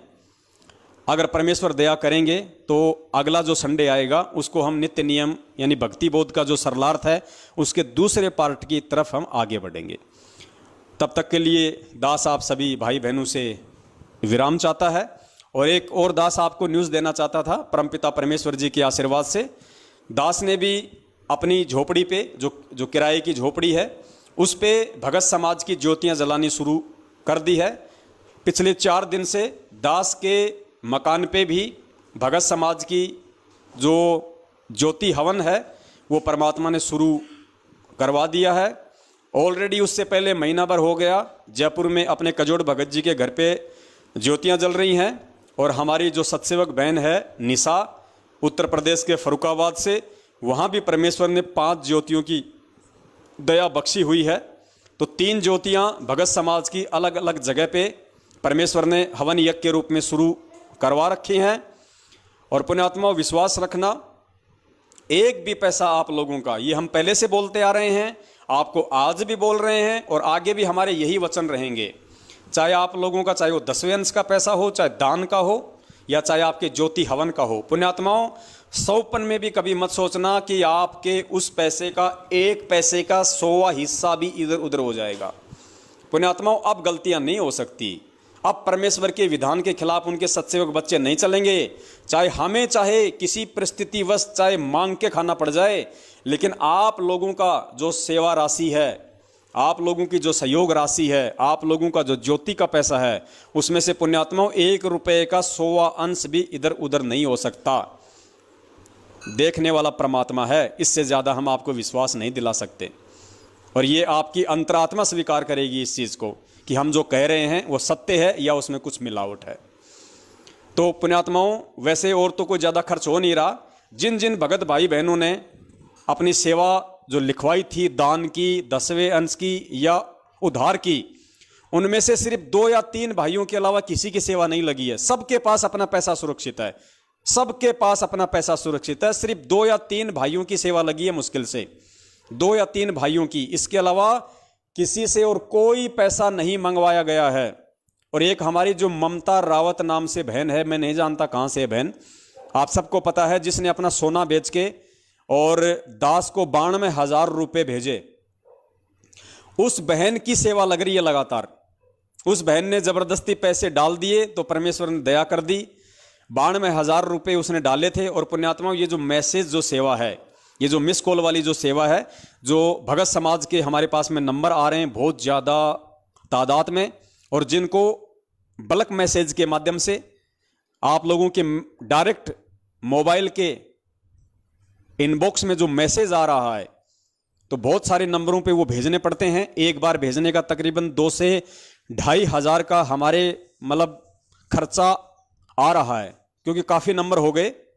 17 पैसे एक मैसेज के लगते हैं, तो कम से कम 2-2,500 हज़ार रुपये एक बार मैसेज भेजने के लगते हैं। तो दिन में मान लीजिए, जैसे कभी कभार तो 2 मैसेज भी हम लोग भेज देते हैं, कभी कभार 3 भेज देते हैं, कभी कभार 1 मैसेज भी भेजते हैं। तो मैसेज में उस बहन की सेवा लग रही है। तकरीबन उस बहन का 60 से 70 हज़ार रुपया मैसेज सेवा में परमात्मा ने लगवा दिया है। उसके अलावा एक हमारी दिल्ली की बहन है, रोहिणी की। दिल्ली की रोहिणी में एक बहन रहती है, अभी नई जुड़ी है, और उसने दास को महीने भर पहले, शायद 10 या 15 दिन पहले, उसने दास को 7,500 रुपये उसने डाले थे। और अभी 5-7 दिन पहले उसने 2,500 रुपये डाले हैं 10वें अंश के। तो उस बहन की सेवा भी मैसेज सेवा में ही जा रही है।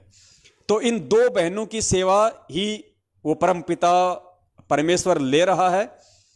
और इसके अलावा जिन्होंने अपनी एंट्रियां सतसेवकों के पास में लिखवाई हैं, कई लाखों में, वो एंट्रियां सुरक्षित हैं। केवल 2 या 3 भक्तों की एंट्री गई है, शायद एक भगत की तो 7,000 की, एक की शायद 12,000 की, एक की शायद ऐसे कुछ 10-12 हज़ार रुपये की। उनके अलावा आपकी एंट्री आपके पास में है, आपके पैसे आपके पास में है। पुण्यात्माओं, आपको लगे वो पैसे यदि आप किसी और काम में लेना चाहें, आप जी शौक से लीजिए। आप ये ना सोचना कि हमने लिखवा दिए तो हम सतसेवकों को ही देंगे, नहीं। अगर आपके घर में भी अगर कोई जरूरत है तो पुण्यात्माओं, आप एंट्री माइनस करवा देना, अपने घर में उन पैसों को काम लेना, फिर परमात्मा के लिए निकाल के रख लेना, फिर एंट्री करवा देना, कोई दिक्कत नहीं।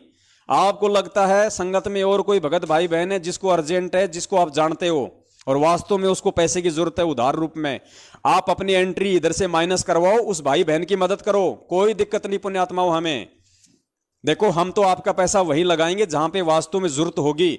जबरदस्ती आप लोगों से ले लेके बांटने का काम नहीं है हमारा।